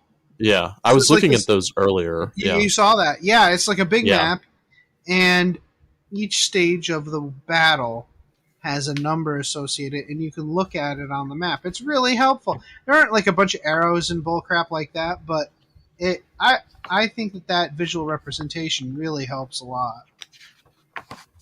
It's page 34? In your hymnals? Yes, in your hymnal. Page 34. Yeah. Actually, there's a lot of really great... I mean, we're kind of taking a little whatever off the side here. But there's a lot of really great maps and a lot of interesting things in this book that I hadn't seen in other books. Like, there's a recon map for something. I don't remember what. Sorry. On page 30. That's really cool as well. All right, let's see. Blah, blah, blah, where were we? Actually, we might be talking about number 30. It's so one was the Titan Hanger, the threefold push. Yeah. So, anyways, check these maps out. This book has some really cool stuff in it. All right, where was I? Detailing each step is the Death Guard. I figured it out. Okay, so the book uses really helpful numbered maps, page 30, showing the battle between the Death Guard and inner defenses of Metallica, detailing each step of the battle as the Death Guard and their plague horde of zombies and demons face off against the Scutari along with the Forgotten Company of Freeblade Imperial Knights, or bolstering House Raven, as well as Space Marines from the Sons of Medusa. Yay! And the Dark Hunters. These are interesting choices for Space Marine chapters because the Sons of Medusa have an affinity with machines, while the Dark Hunters are deeply suspicious of them. That's right. But they're still, like, the perfect people to go into war here. Yeah, yeah. Well, that and the Sons of Medusa are like one of those chapters that, even though I haven't built them and I'm not probably going to, they have a really interesting backstory. Anybody who paints a Sons of Medusa army has a beautiful army. Yeah. Didn't we do an episode on Sons of Medusa like years ago? I don't know, but they're gorgeous. Yeah. Okay, so all the while, the unhealed wound dealt to Typhus by the canonist wielding a holy blade at the outset of the campaign still bothered him. Ooh. As time passed, it pained him more and more, and he started to get the feeling that something was coming for him. That time was of essence. Worse, the sore was indeed diminishing, probably due in part to the attack upon it by the astropathic choir. As such, all of his meticulous planning and machinations were finally punctuated by one huge brute force thrust against his enemy, and complete with a Land Raider charge for the gates. I like the idea that Typhus has been wounded and it's not healing. Yeah. That's cool. Pretty interesting. It shows you the strength of faith and how it can echo through time. Like, just because he killed her doesn't mean that wound is going to heal. She poured her last living breath into that blow. Yeah.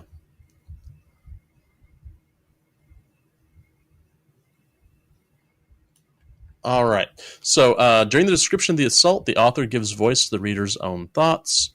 As the final battle line of Scutari unleashed hell on the ragged tip of Typhus' spearhead, he wondered if the battle for Metallica would end with yet another pointless stalemate, with the world badly beaten yet still standing. He decided no, he'll either win the day or die trying. And he charged from the Land Raider, followed by his coterie of Terminators, protecting the precious plague engine in their midst. Hey, I could pronounce coterie. Nice. Yeah, thumbs up. It wasn't near thing. The Plague Marines took a great deal of massed fire from the Scutari because that's what Scutari do. Before they pushed into the Sanctum, the wedge of carnage they left behind was filled in by hordes of poxwalkers, trapping most of the defenders outside. And Typhus and his Plague Guard delivered the worm and left victorious. Whoop, whoop. Yeah, they did a great job there. And they just bounced. Mm-hmm. He had no reason to hold Metallica or any of the other worlds. And this was That's right. With the strength of arms. Although he had committed and lost a huge portion of his military assets, and let's be honest, most of them were douchebags anyways, the damage he dealt was incredible. We've detailed a lot of this damage already in the past couple episodes. Right. And the imagination can probably do a good amount of work in that regard, but the ultimate fate of Metallica itself is a fresh hell that the priests hadn't considered. Yeah. Although the orthodoxy of Metallica insisted on waiting quite some time before allowing the Fabricator General's chambers to be purged of his presence, like with fire and radiation, and the worm that infested him, 7 cycles later the worm returned in an unrelated machinery and individuals. Ooh. 7 days after that infection was purged, the Fabricator General's ravings once again emerged in other systems. It became clear that the infection would be a permanent fixture of the Forge World, at least for the time being, until it was eventually solved, or Metallica succumbed to a slow death. A huge amount of Metallica's remaining brain trust was forced to return all their attention to the solution to this problem, adding to the huge manufacturing debt the world now faced. So I'm really glad that someone was allowed to win here.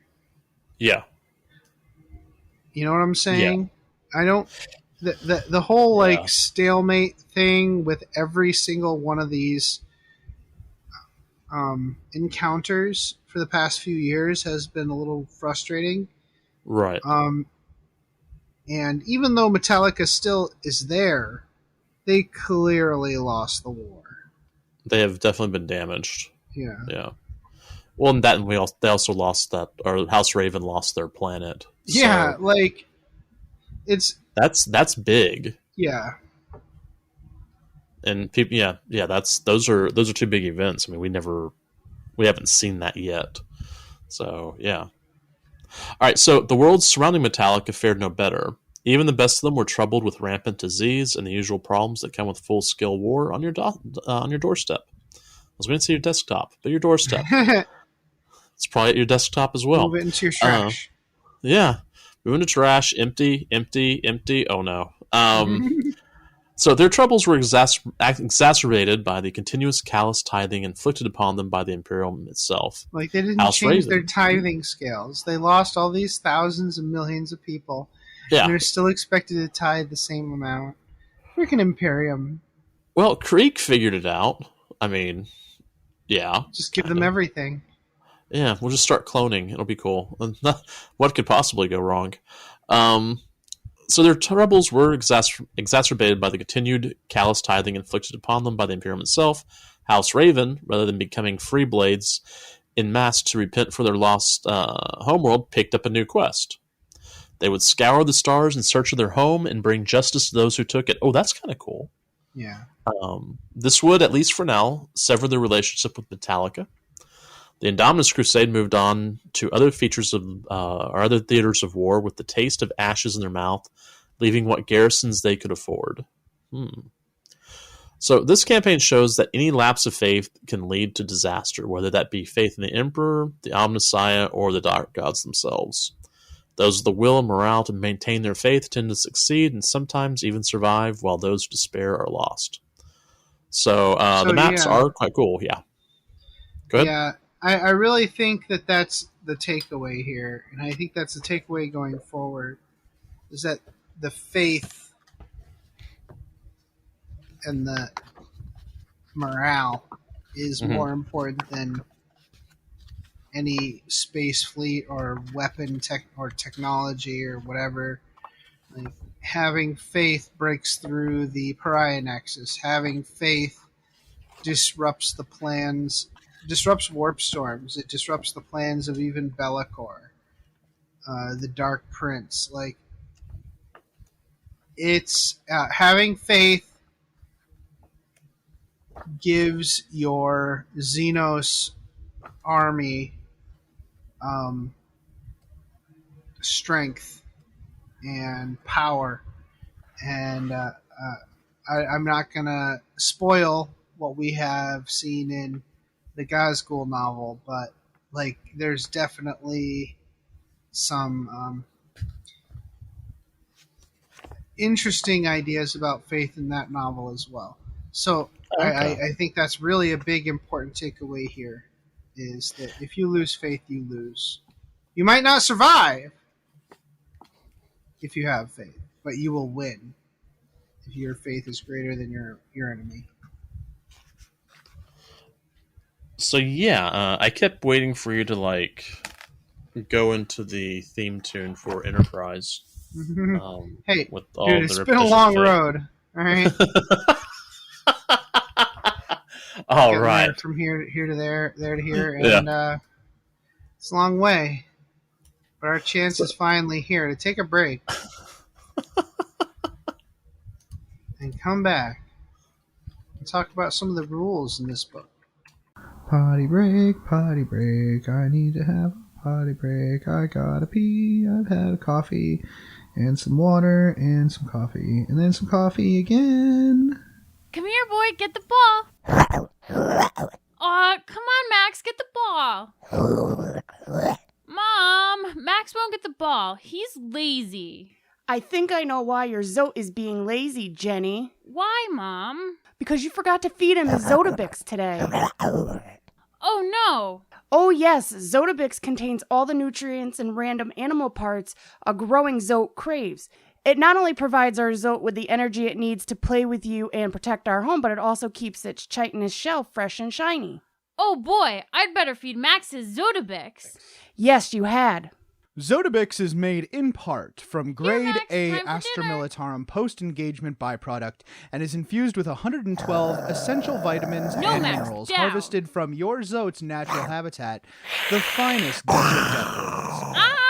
Zotabix is available in any shopping center on worlds where Zotes are allowed or where the Imperium's inexorable influence has not yet reached. Hey Archons, does 9th edition have you feeling like the Slith Party bus just doesn't have enough party for you? Well, you want to put a little shock back into your shock brow, you need the Slip Party On! That's right, Archons. For 736 points, you can take 3 Archons, 12 Slip, and a Tantalus. It's the Slip Party On! Now, I know what you're thinking. Couldn't I take Drazar, 15 Incubi, and a Tantalus, a.k.a. the Incubi Murder Boat, for 51 less points? Sure, you could, but it wouldn't be the Slip Party On! But is it legal? Oh, yeah! Is it awesome? Oh, yeah! Is it any good on the table?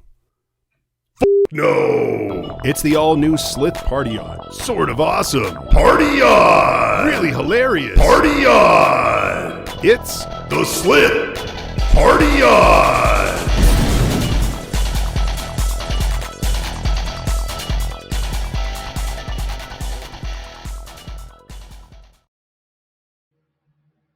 Welcome back.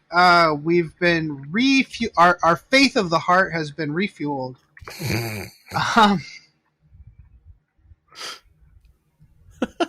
We're not going to bend or break any of these rules.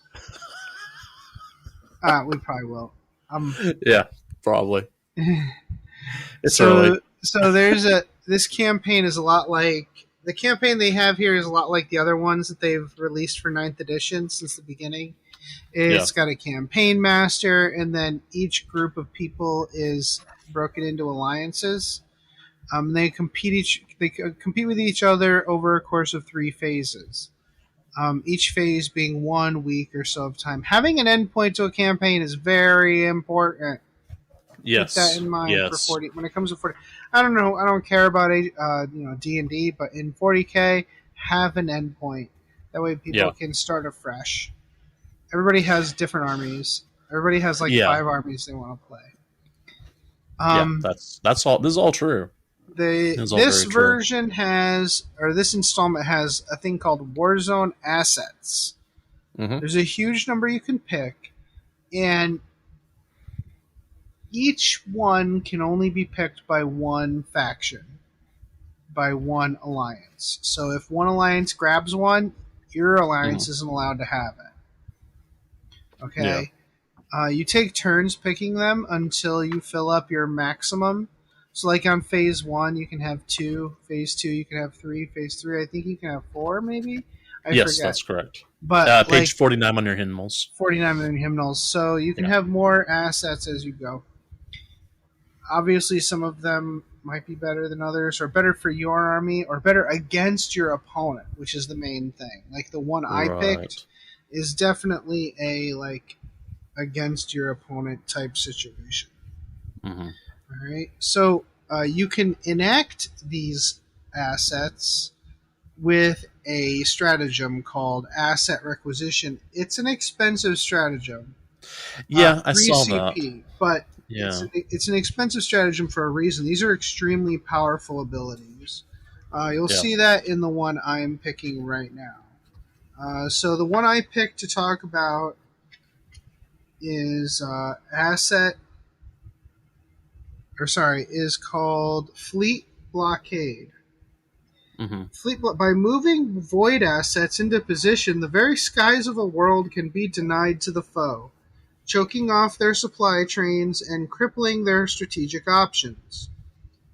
So other than strategic reserves, enemy units cannot be set up in a location that is not on the battlefield.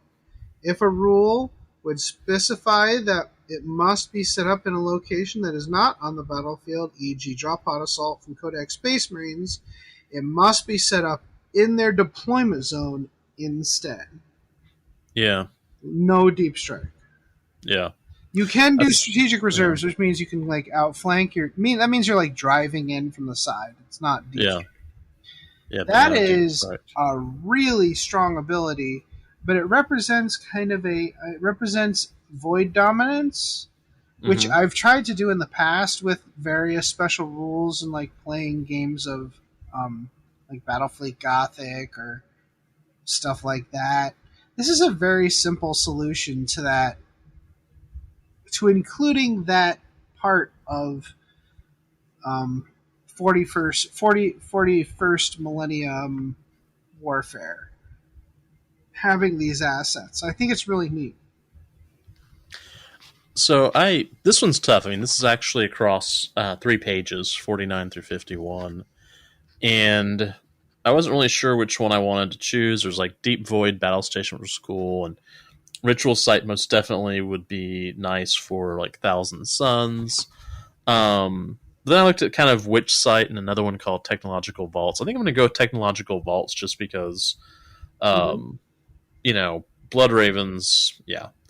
So, having raided ancient caches of Archaeotech, or else gained access to previously restricted armories behind the lines, you've been able to equip your warriors with the very best weaponry.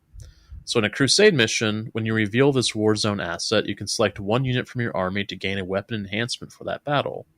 You do not need to adjust its Crusade points total. Once per battle round, you can use a war gear stratagem that your army has access to for 0 CP. That's amazing. Yeah, there's some really good ones in here. Like that, this one was kind of tough because there's one called Minefields and Fortified Positions and I mean, there's just some really nice stuff in here that's kind of fun. And this is the kind of thing, like the minutiae that you might put together with a map campaign. Like, oh, you took the space station, so you have access to this ability. But this lets you have limited granularity without a ton of heavy crunch. Right. Now, you could use these, like you could extrapolate these and use them for a map campaign. You could say that each of these assets is tied to a location, and if you take that location, that asset becomes available to you. Yeah, Right? definitely. Right? Yeah, because you have that.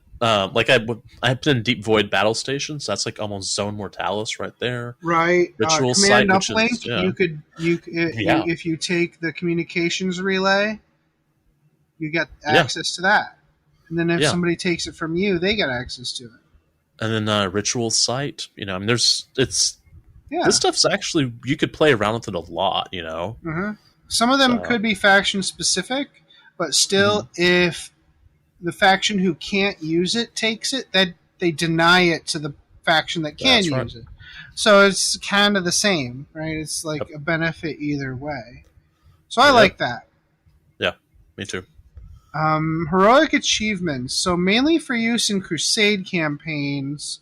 So I think that's why they put it under the Campaign Master's edicts. It's usually stuff that can be added if the Campaign Master wants to. And in this case, it's if the Campaign Master has decided it's going to be a Crusade campaign, they can add these heroic achievements. So at the end of the game, you can select an achievement and either choose to gain 2... So it's an achievement you have actually achieved, something that you have done. And you don't choose it before the game. You don't have to, like, aim for it. Well, you can, but you don't have to, like, pick it beforehand. You just do it. You either gain 2 Warzone points, which is the ultimate victory for your faction, for your group, or you can pick the reward. Now, if you do the same heroic achievement more than once per phase, you can only get the reward once. You'll have to take the 2 Warzone points instead, but you're going to kind of want to get those Warzone points. So, all right. So the heroic achievement I picked to talk about is Overrun. I have to find it. This is on page 52 to 53 of your hymnals. Yes.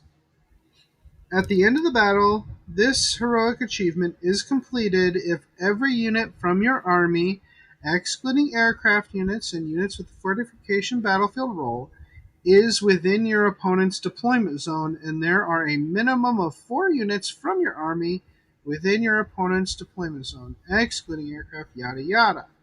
So, get to the other side of the battlefield. Yep. Reward.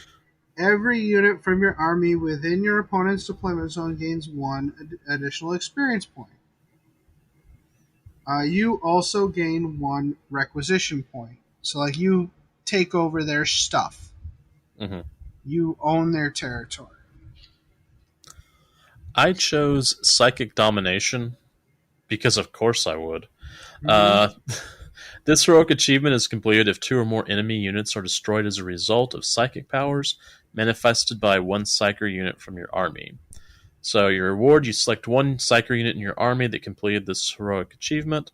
That unit gains a Psychic Fortitude. Nice. You just get a Psychic Fortitude, like a bonus ability. There's a similar one for Mighty Duel. If your Warlord kills their Warlord, you get a free Battle Honor. You just get it. Oh, that's cool. Yep. Oh, yeah. There are 3 legendary missions in here. We'll talk about those when we talk about Amidst the Ashes. Yeah. There's just too many missions, and I'd like to be in the mindset of missions when we talk about them. So Crusade rules. During a Charadon Aflame Crusade campaign, you can pick a character to be working towards a legendary title. It's kind of like the Drukhari Crusade stuff. They use legendary exploits Requisition to start on this path.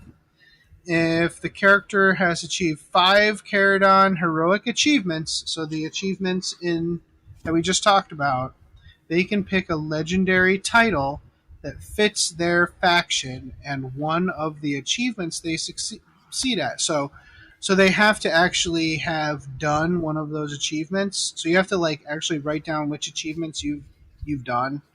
Right. Your Chivos. Huh. So this is later in the book, but I thought it made more sense to talk about it now. Yeah, it's page 118 to 119 in your hymnals. Thank you. So wrote all these down so I would know. The one I picked was Lord of Alumax. So I chose to match these up with the heroic achievement that it's referencing. Mm-hmm. Not all of the achievements have a title associated with it. Keep that in mind. If you're going for a specific title, make sure you're gearing towards specific achievements.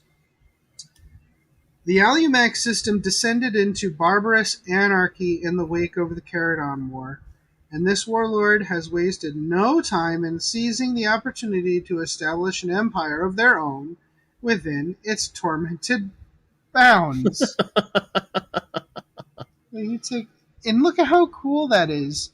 If you're actually playing in the Charadon system, your warlord has actually established a base of operations from a narrative perspective. Like you can go into your next campaign saying, my character is based on Alumax. He took over a giant swath of that territory for himself during the Plague Wars. That's kind of cool. At the end of each battle in which this unit was part of your Crusade army, if you won the battle, increase your supply limit by 1. At the end of each battle, and because you have these holdings. Right. At the end of each battle in which this unit was part of your Crusade army, roll a d6, adding 2 if you won the battle. On a 6+, you gain 1 requisition point. So you have a great supply line. Yeah. To do that. Cool. I went with Charadon Salvager. Heroic achievement would be secure at all costs. Amidst the rubble and corpse piles of Charadon are buried countless Archaeotech wonders. This warlord has salvaged an impressive stockpile of such artifacts. At the end of each battle in which this unit was part of your Crusade army, if you won the battle, you can use the Relic Requisition once without spending any extra requisition points. That's pretty cool, too. Yeah. That is pretty cool. I mean, those could both be used as, Lord of Alumax, would have an entire planet. This would be just someone who could dig through stuff pretty easily. Yeah, every planet is your base of operations. Well, Blood Ravens. So. There are 4 requisitions here. I picked Further the War Effort. 1 requisition point. By diverting vital supplies to support our alliance's war efforts, we increase the likelihood of benefiting from them in our own right. Purchase this requisition just before you play a Charadon of Flame campaign battle. The asset requisition stratagem, the one that gives you access to your asset, your battlefield asset, Warzone asset, costs 0 CP to use during this battle. Ooh, okay. So 3 CP to 0 CP. It costs you a requisition point, but that's pretty good, actually. Yeah, that is. I took legendary exploits. Let me see. Warzone Charadon breeds heroes and villains. Their deeds, exploits, and atrocities known throughout the sector. So purchase this requisition at any time if no Charadon of Flame character unit from your army has a Charadon achievement tally. Select one character unit from your army, excluding Legend of Charadon units and units that cannot gain battle armors, and start a Charadon achievements tally for that unit. I thought that'd be kind of nice if you had someone who, an up-and-coming sorcerer or whatever. Yeah, or, you have to spend a requisition point in order to start them off on that process. Yeah. So that's good to represent. It's a great way to go through and give someone some background when you're minis. Yeah, he's going to have she's going to have a lasting presence here. Yeah. For Crusade Relics, there's quite a few here, actually, and all of them tie back to the lore we just read. I chose the Worm's Bite because I thought that was amusing. Yeah. Xenos scavengers succeeded in capturing a sample of Typhus's nemesis worm, Plague, and have distilled it into a venom that inflicts enemy machinery with degenerate scrap code. I want my Drukhari to have this. Each time only an infantry model, excluding Imperium and Chaos, so only Xenos can have this. Ooh, okay. Each time the bearer makes a melee attack against an enemy vehicle unit, add 1 to the attack's wound roll. If one or more melee attacks made by the bearer are allocated to an enemy vehicle model whose characteristics can change as they suffer damage, so if they have a degrading profile, after all those attacks, roll 3d6. If the result exceeds the leadership of the enemy vehicle, then until the end of the battle, that model is infected with scrap code. While a model is infected with scrap code, it must have its current number of wounds when determining what characteristics to use. So it is severely hampered in the battle. That's actually really nice. It's neat, and it harkens back to that piece of lore about what the weapon Typhus used against the Fabricator General. Yeah. I chose the Aegis Indomitus. This badge bears the sigil of Indominus Crusade Fleet Primus on one surface. On the reverse are powerful hexagrammatic wards in thrice blessed silver to shield against the horrors of the warp. So it's going to be Imperial Infantry only. The bearer has a 4-up invul save. And each time the bearer would lose a wound as a result of a mortal wound, roll 1d6. On a 4-up, that wound is not lost. That could be fun. Yeah, that's an amazing thing. Keep in mind, all of these are antiquity relics, so you have to be heroic rank or higher to take all of these, and they're all amazing. Right. They're all really cool. Yeah. I can see the appeal of just saying, screw it, we're just going to do all antiquity relics. Yeah, definitely. Because it would give some, it'd give some narrative armor, I guess, to your HQs or your important elites or whatever. So there's some special rules for injuries in the Charadon of Flame campaign. If they fail an out-of-action test, your opponent can spend 1 requisition point to mess with you with an insult to injury. If they do that, they get a reward, like some kind of interesting reward, and you get a battle scar that you can heal later. You also get a vendetta against that unit, making it easier for you to hit them, and if you kill them in combat, you get 5 XP because you have that vendetta later in the campaign. I picked Disgraceful Defeat. Mm-hmm. Such was the dire nature of your defeat that news of your opponent's magnificent victory has resounded across the war zone, emboldening the enemy's resolve. Victor's reward. The victor gains D3 additional war zone points for their alliance, because they're big dang heroes. Mm-hmm. The loser's battle scar. If this unit is included in a Crusade army, roll a d6 each time you gain a command point as the result of a Battleforge CP bonus. On a 1 or a 2, the command point is lost. Ooh. So you only get your command point every turn on a 3+. Oh. Yeah, recovery condition. Oh. Increase your Crusade Forces Battle 1 tally by 3 or more. So after you win 3 more battles, you prove yourself and the battle scar goes away. Okay. I chose Grievous Wound, which I had not read the notes on Typhus and his Grievous Wound before I chose this. So that's kind of why I was like, oh, that looks cool. All right, so the wound simply refuses to heal. Only rest without further injury, or perhaps divine intervention will allow it to close at last. So, Victor's Reward. The unit that destroyed this warlord during the battle gains a bonus 5 experience point. Nice. 5 experience points, which that's actually pretty That's good. a lot. Yeah. Isn't that almost like a full rank? The early rank, things? yeah. Yeah. So, Loser's Battle Scar. Subtract 1 from strength and attacks characteristics of the model in this unit to a minimum of 1.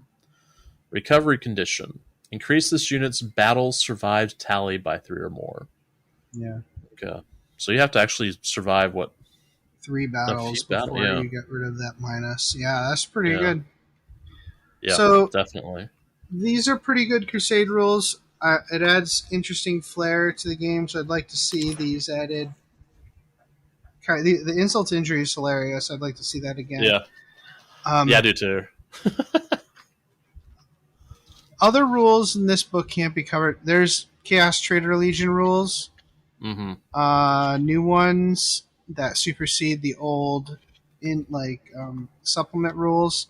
Yeah. And the fact that they exist doesn't bode well for a sooner rather than later Chaos Space Marines Codex.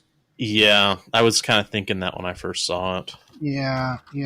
So it's fine. There is the data sheet for Bellicor in there, and Bellicor has an Army of Renown. I don't have any of those really models, neat. So I just like, nah. It's really neat. I think I used the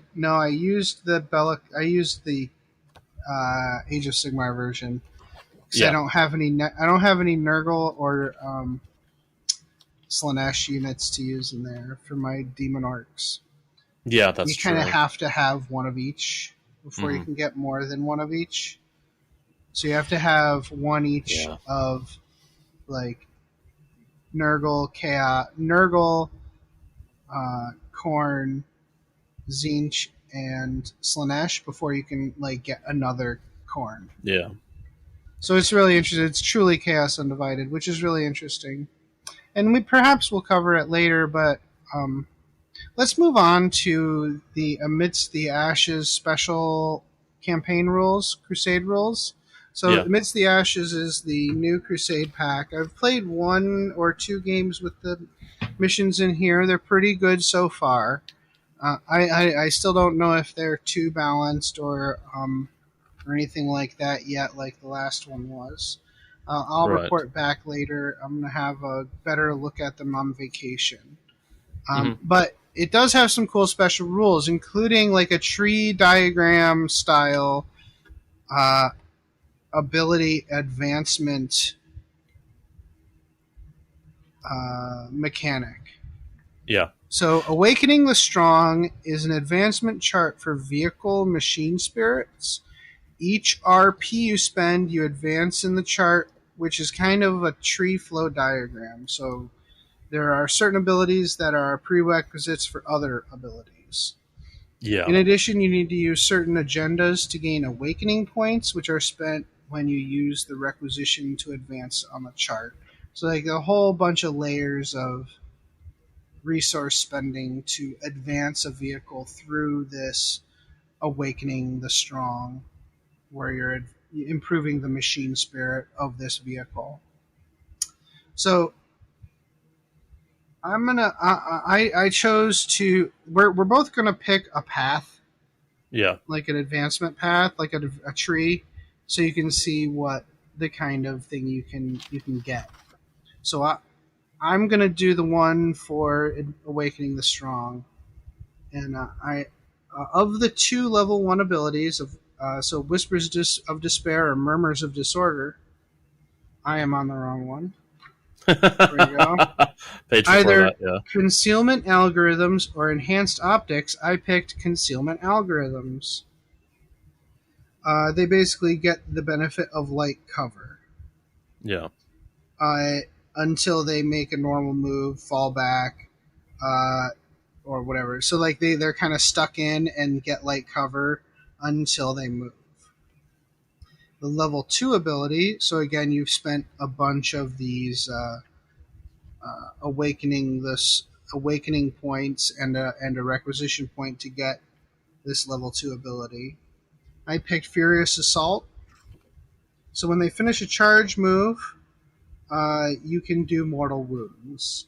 So I'm imagining this machine spirit, this vehicle, waiting in the shadows, and then it pounces and deals damage. That's its programming. And then after Furious Assault, I can choose either Situational Awareness or Stand Firm. I pick Stand Firm. If an enemy unit declares a charge against me, I can either hold steady or set to defend. And Overwatch costs 0 CP, whether I'm in terrain or not. So it's a situation where this vehicle has the advantage on whether they are charging or being charged. That's at level 3. That's like lots of games played to get that to get that string of abilities. Now we have a second tree diagram.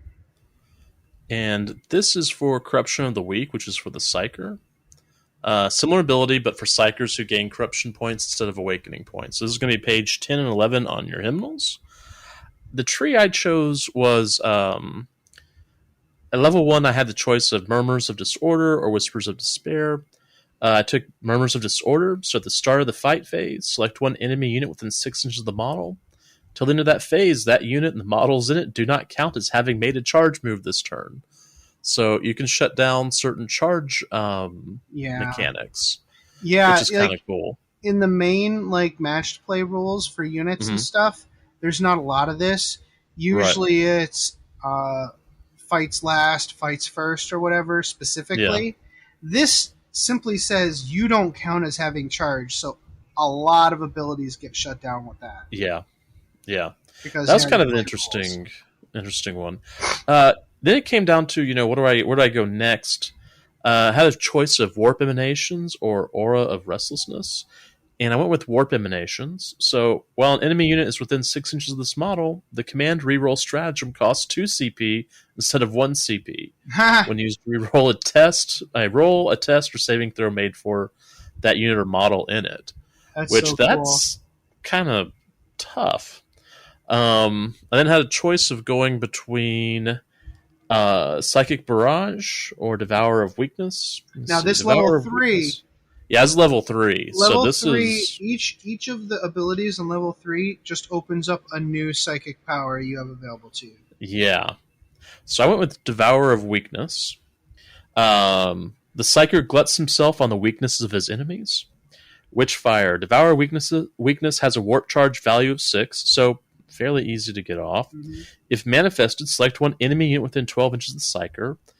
Then roll 1d6 and add the Psyker's leadership characteristic to the result. If your opponent then rolls 1d6 and adds that unit's leadership characteristic to the result. If your total is higher than your opponent's, that enemy unit suffers a number of mortal wounds equal to the difference between the two totals to a max of 5 mortal wounds, and this model regains 1 lost wound. It eats your soul. I'll swallow your soul! Yeah, I mean, it's very situational, Dead by Dawn. But it's interesting. It's a fun little mechanic.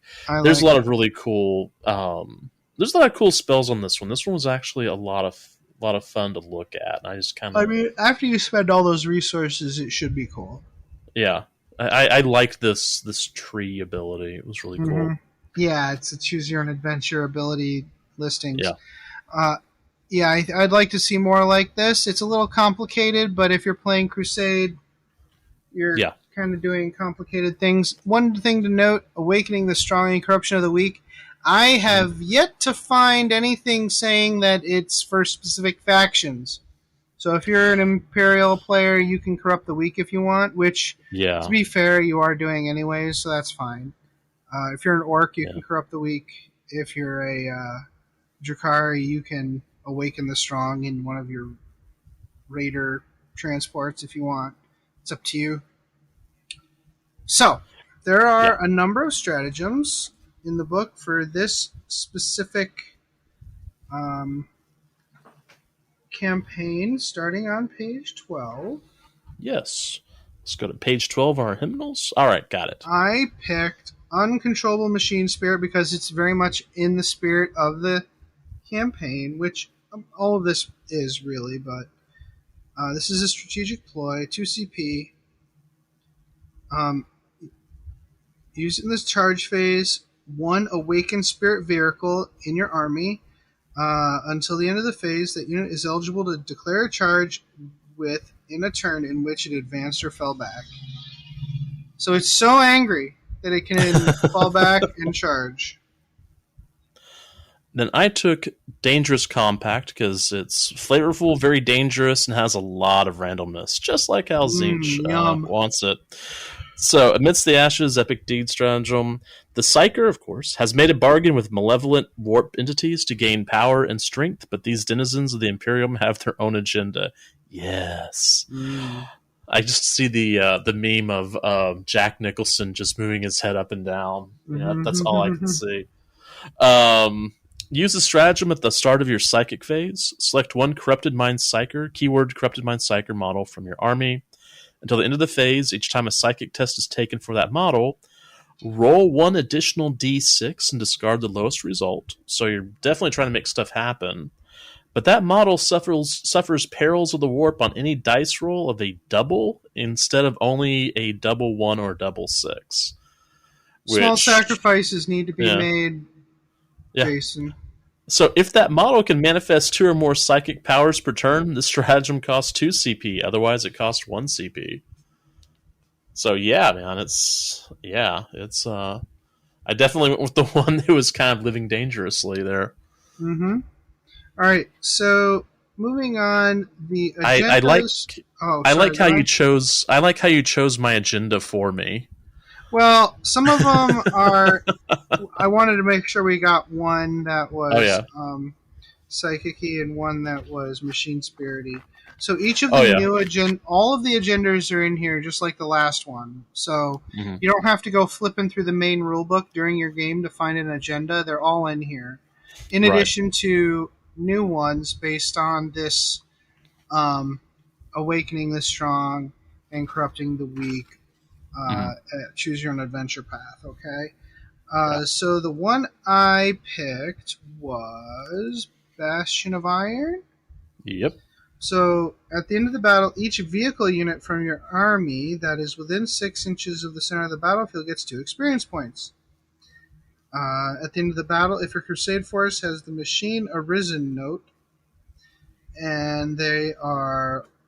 so you basically get more awakening points. Okay. I have... Where'd it go? Where did it go? There's Poison Their Minds. Keep a Poison Their Minds tally for each Psyker unit from your army. Add 1 to unit's Poison Their Mind tally each time it successfully completes the following psychic action. Poison Their Mind, which is a Warp Charge 5. 1 Psyker unit from your army can attempt to perform this psychic action in your psychic phase if it was within your opponent's deployment zone and within 12 inches of an objective marker. So each unit gains 2 experience from every mark on their Poison Their Minds tally to a maximum of 4 experience points. If your Crusade force has the Warp Corruption note and the combined total of all of your units' Poison Their Mind tallies are 1 to 2, your Crusade force gains 1 corruption point. 3 or more, your Crusade force gains 2 corruption points. There's a lot of cool warp craft in here. The title of Lord of the Warp, that was kind of, Lord of the Dance, Lord of the Warp, whatever. There's some good stuff in here. There's some good stuff in here. I like it. I like this like the stuff that we've gotten here quite a bit. All right, cool. All right. Yeah, sorry, I was just chatting with James. Finally got a hold of him. I'm going to try to drop off this codex with him. But anyways, yeah, we're not going to go over the missions just yet. We're going to save that for a future episode. Mm-hmm. Okay? So we're going to take a quick break. You're going to stick around because we have an interview with Chris Morgan talking about his new podcast, and we have a really nice conversation with him. He rules. All right, we'll be right back. Blood Ravens Chapter is a Facebook group set up and run by passionate fans of the mysterious Space Marine chapter. They have weekly features, regular competitions, and an encouraging community ethos designed to let people get the most from their hobby. Search for Plus Blood Ravens Chapter Plus on Facebook using the plus symbol if you're a fan or collector of these heroes of the Imperium. Knowledge is power. Guard it well. Welcome back to the Jason Gets to Splice Audio Together episode.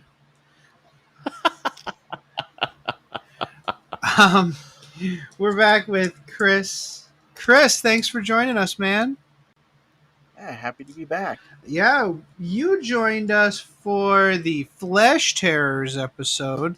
That was a good episode. Thanks for joining us for that. That was a long time ago, though, like right when Jason first started being on the show. So that was like 50-something. I don't know.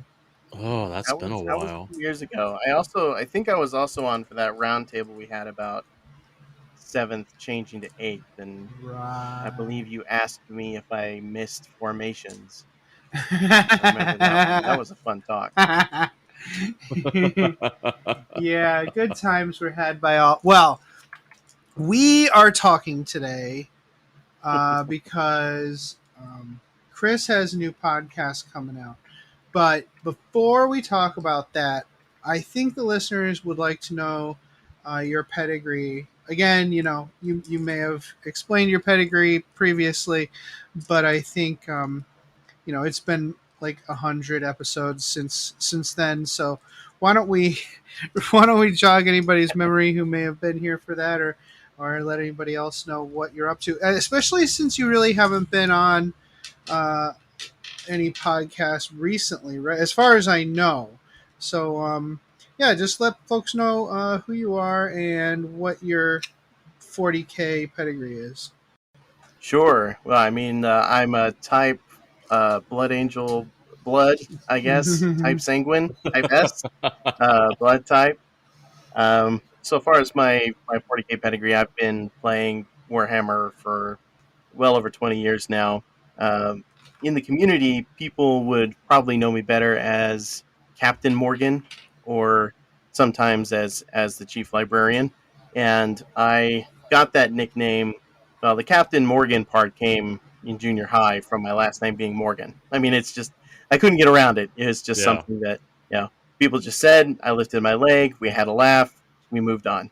And I just kind of owned it. I've actually gotten a few CEOs at companies I've worked at to refer to me as Captain instead of my first name now. So it's officially a thing. So far as the rest, I was on the Forge Narrative podcast for about 4 years as sort of a panelist / lore guy / Blood Angels fanatic, and that's kind of the biggest name I've made for myself in the community, is just as a reckless, relentless, hopeless fanboy of the Ninth Legion, and I'm very happy about that. I enjoy that quite a bit. Otherwise, I'm also a member of the ITC Judge Council, which is a semi-informal group that more or less helps decide some of the policy and procedure, give advice on things related to the ITC. We've in the past we did FAQs. We don't do FAQs anymore, but we did stuff like create the player code of conduct, and we've done the chess clock rules, and I had a hand in all of that. I've done some graphic design for Reese, and Reese is a good friend of mine over there. And I've done a series of articles for his website under the Tomes of the Librarius, or the 42 Yeah, series. you've done some of those. Those are pretty good. I appreciate that. They were a lot of work. Yeah. But it was a labor of love, and I enjoyed that quite a bit. And I would say for the last year and a half, I've been working behind the scenes in the community. I've done a couple interviews here or there. I haven't been on Forge and Narrative for a little while, but still good friends with the folks over there on that show. Mm-hmm. But I am now kind of branching off on my own. So that's the long and short of it, I guess. Cool. Yeah. It's a lot of work. So the articles that GW puts out on their website are short and sweet. The kind of stuff that you do for FLG, and I did for a little while until I was like, I can't do this anymore. It's basic. You're writing a term paper on a 40K topic, and that's really what we do here. When we have a pure lore topic, we sit down and we do basically what amounts to a term paper's worth of notes, and we talk about it. And your articles are very well researched, or at least your memory is so good that it seems like it's well researched. And I expect that your new podcast is going to be very similar, right?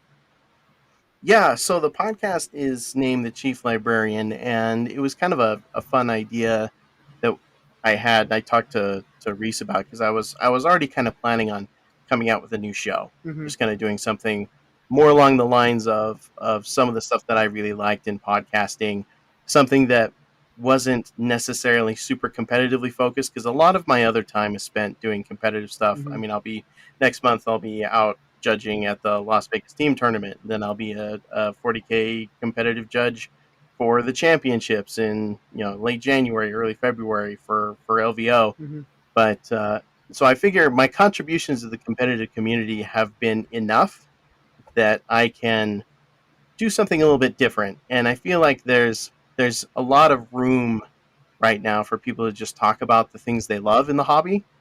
And I don't really have I'm a competitive player, or I'm a narrative player, or I'm a lore guy kind of attitude. I just love doing everything. I don't always do it at the same time, but I do at least enjoy all of those things. So this show is mostly a lore and narrative gaming focused show, but it's also going to touch on whatever I'm doing at the time. If I'm, like, for example, right now, I'm preparing for a charity tournament that's going on in Utah in a couple of weeks. So I'm building, a competitive list to play in that tournament, but I'm doing that to go and raise money for the charities involved. And so I'll talk about that a little bit. My first episode, I interview the guy who's running that, and we talk about the charity and some of the cool stuff. And I don't want to co-opt your space as an advertisement for it, but it's we do have some pretty cool things lined up that I was able to work out with some of my Black Library author contacts. So, I'm talking about that. And then the second episode, I'm talking about the magic language of 40K, something that not a lot of people like to talk about, Enuncia. I'm doing a little expose on Enuncia, and then I'm talking about, well, how would you incorporate Enuncia into campaigns or games of 40K? So, it's a lore dive, but it's also a gaming thing. And then I'm also talking about Crusade, and I'm building a Crusade with a few friends, and we're going to be kind of cataloging the narrative of our Crusade as we play, and I'll be talking about that on the show. So it's a whole bunch of different things, and I'm really excited about it. That's awesome. Yeah, it definitely sounds like the kind of thing that our listeners would be interested in checking out. Yeah, you're a busy guy, and you do a bunch of match play stuff, and you got your finger on the pulse of everything that's going on. Have you had any time to do any Crusade games yet, or are you guys just getting her fired up? Well, I've done some Crusade already, just in pickup games or games with a friend here or there. I haven't organized like a Crusade league or participated in a league like that yet, but that's kind of what we're starting here.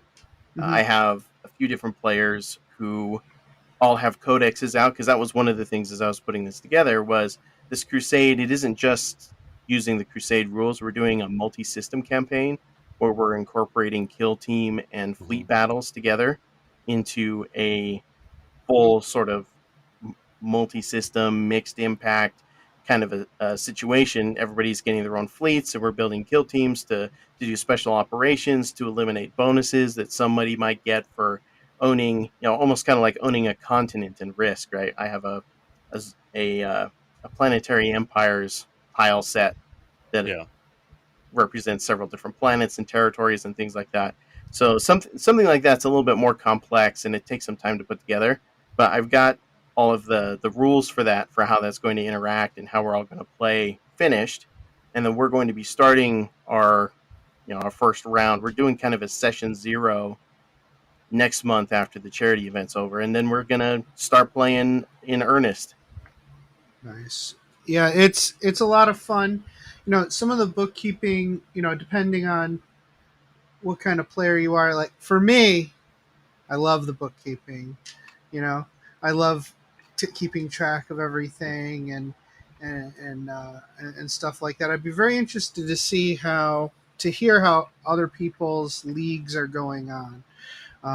I've found Crusade to be a lot of fun on kind of a small group individual level. I am curious to see how well it does in an actual league format, especially with all the different personality types and whatnot. You have your guys who are like, I'm gonna just put together all my stuff and have fun, and then you have other guys who are like, hey man, did you notice that like if you take this requisition, like you can make like this can really break an army, like then don't do that, dude. So I'm very curious to hear how that works out.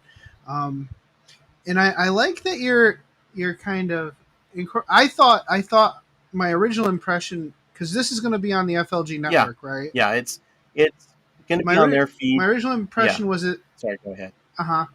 It was going to be like a shorter, like snappy, shorter thing, but I like that it's going to be more involved in like including what you're doing and the experiences you're having, because I feel that that'll make it I think that's more interesting to have the listeners like being a part of your life, you know what I'm saying, and you get to be a part of their life and you learn about each other, and it's more personal, and I like that it's going to be a longer format show than just a snippy snappy 15 to 30 minute lore chat.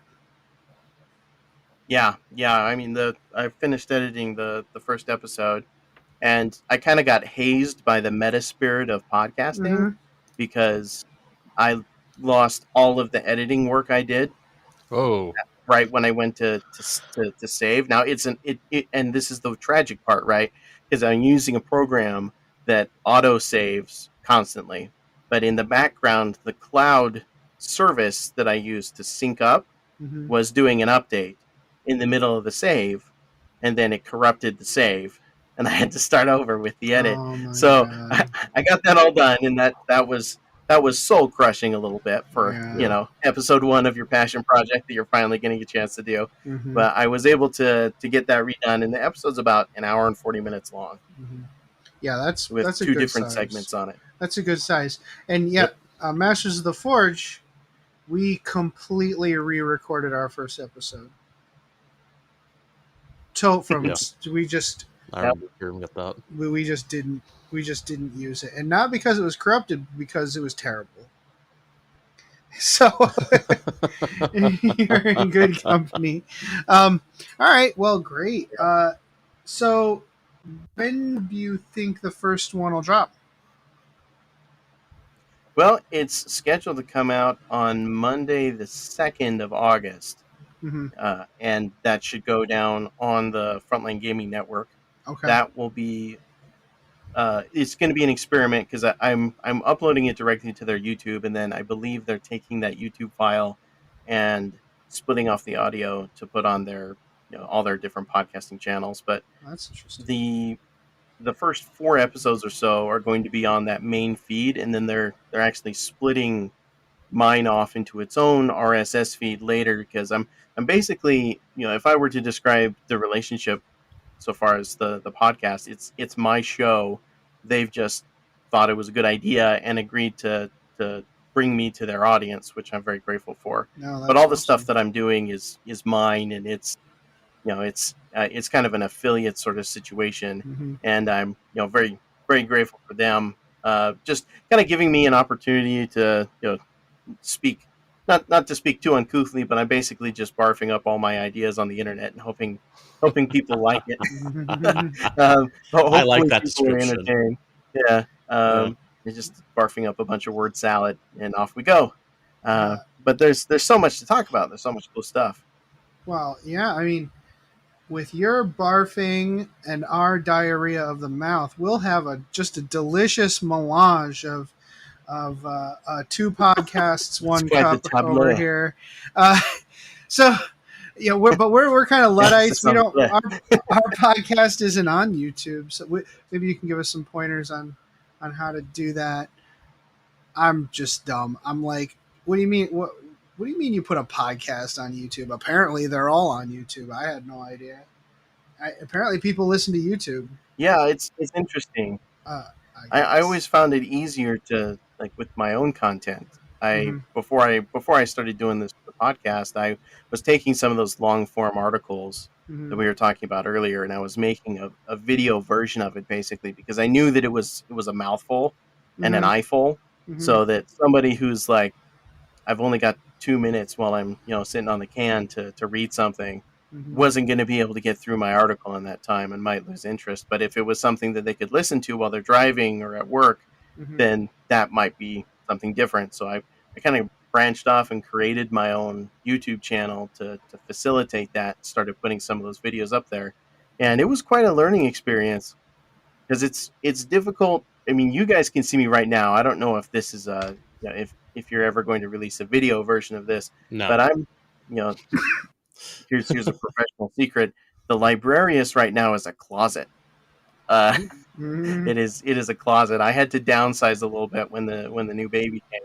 So I'm in a closet at the moment. It doesn't make for great video content. So basically, I was just throwing stuff at the video format, hoping that it was something that was interesting. So I'd put up a topical picture while I was talking about something, or I'd record some video game footage of me playing, like any of the Warhammer video games, Space Marine, or Gladius, Relics of War, or whatever it might be, just so that there was something going on in the background while I was talking. This right now is mostly just a quick little logo design in the background, and as I get more expertise and experience, I'll try and have a little bit more camera work, but baby steps. Yeah. That's cool. Just not maybe not a double eagle. The I forgot who it was, but was it our buddy John, Jason, or was it somebody, just a rando on the internet, who was like, yeah, during COVID I was doing a bunch of teaching and I had my double eagle my Imperial flag up on the wall. That was Skip. Oh, was it him? Skip. He's like, I had to take it down. Yeah. So the parents were like, confused that for the, what is that? Imperial Eagle.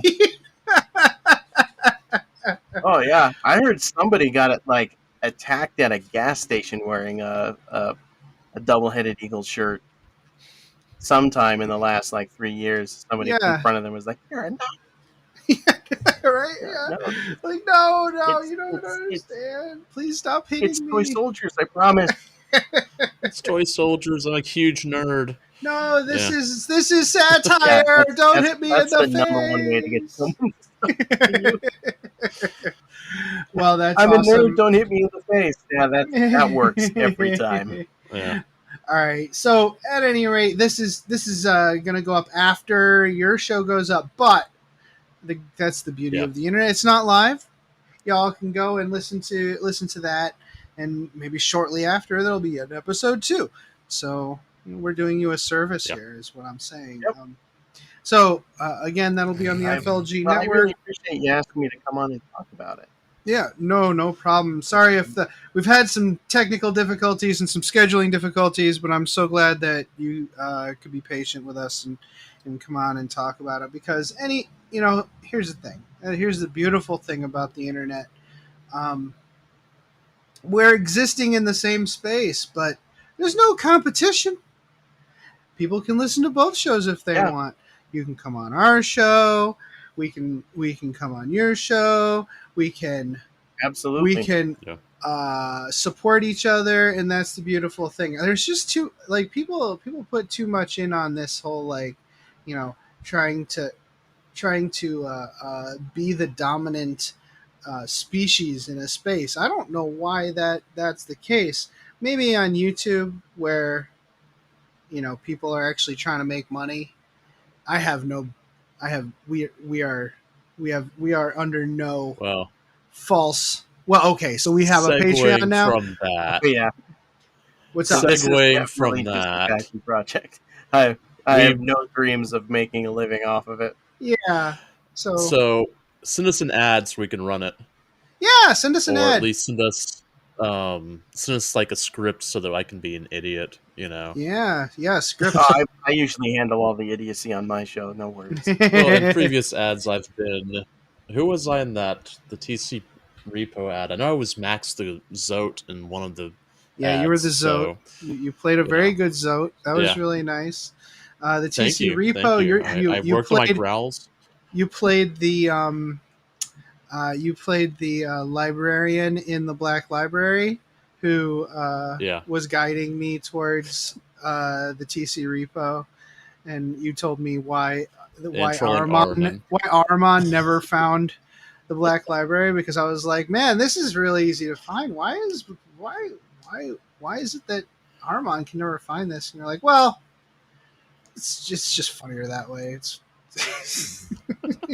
it's funnier if you can't find it. I have to send you something. I have a little commercial for Frontline that I put in just as kind of a thank you for them hosting me. I made a little gag commercial for them where the living avatar of Rubute Gilliman visits a player after he complains about losing to the new hotness to get strategy tips and to get some new terrain. Poke a little fun at Reese during it, so anybody who knows him or has listened to him will pick up a little joke I put in there. I asked him, I was like, do you want me to do something that's really formal, or do you want me to just have fun with it? He's like, oh yeah, just do whatever you like, man. So I was like, all right, I hope you don't regret that.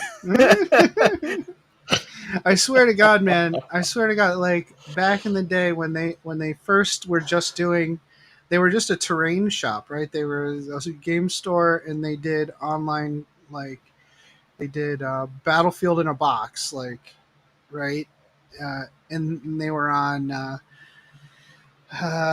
Life After the Cover Save to talk about their business. I swear I thought he was like a 300-pound nerd on his death's door, not a chain smoker, a healthy chain smoking 300-pound gonna die tomorrow nerd. Instead, he's actually quite fit and younger.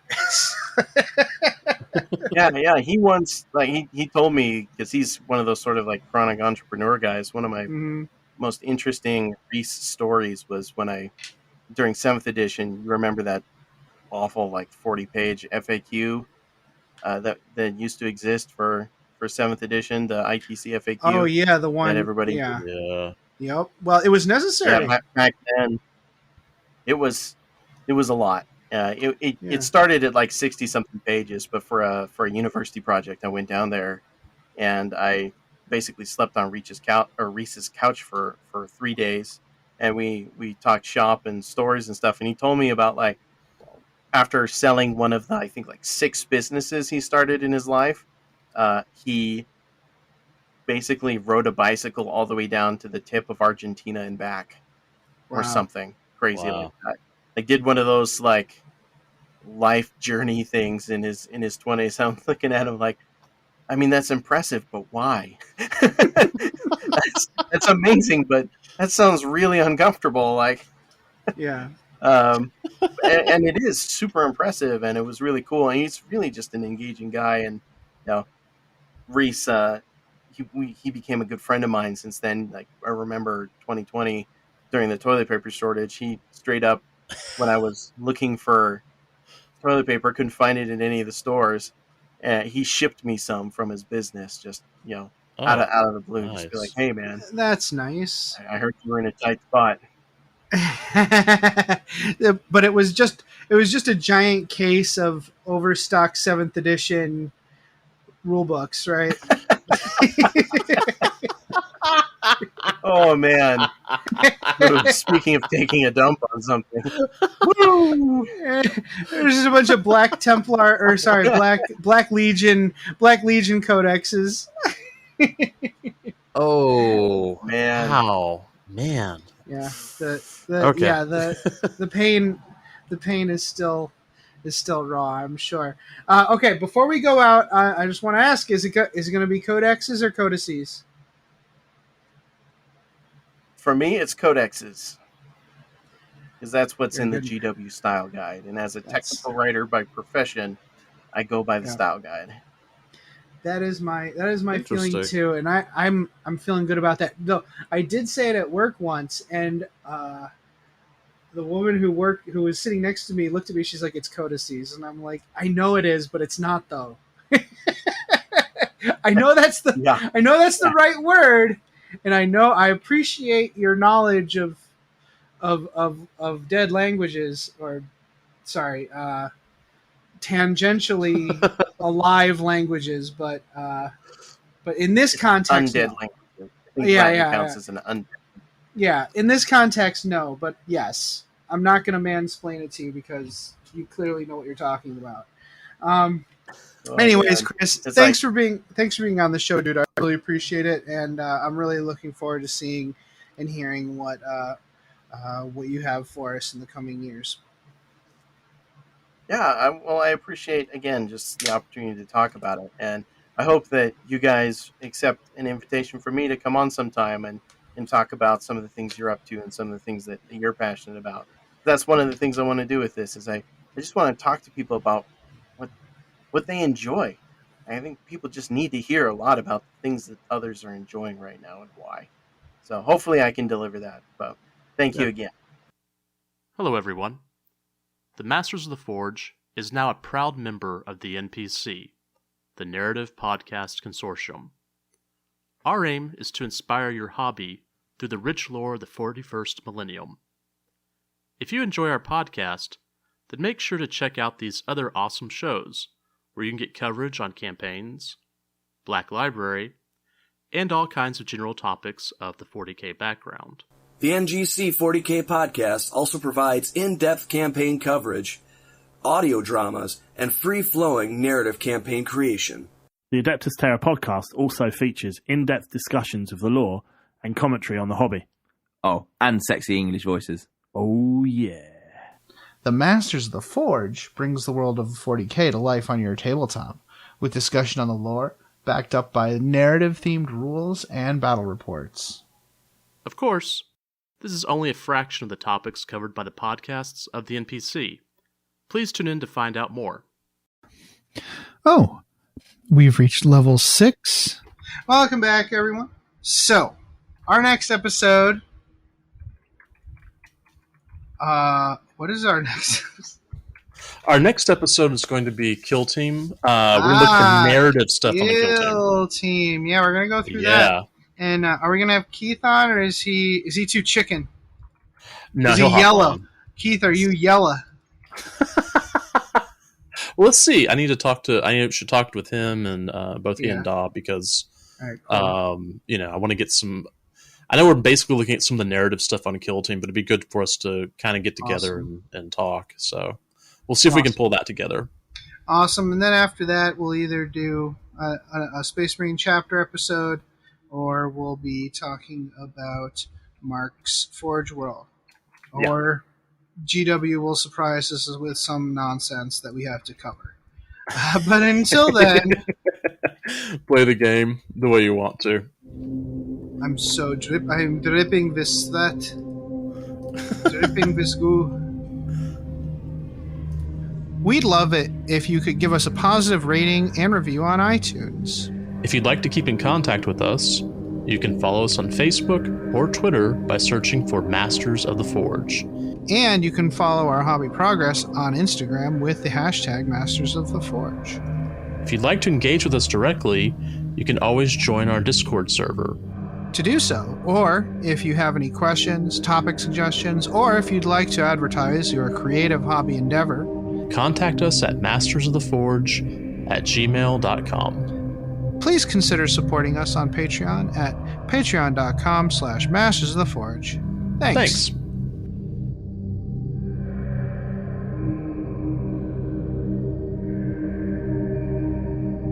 The music used in this podcast was made by Parad of the duo Sublevel 3.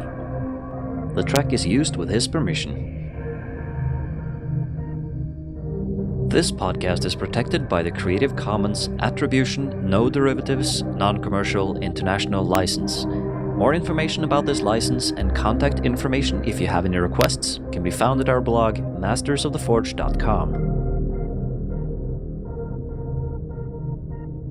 It's such a good feeling to play games your way. It's such a happy feeling 40K'ing away. And when you throw dice with story in mind, it's such a wonderful way to unwind.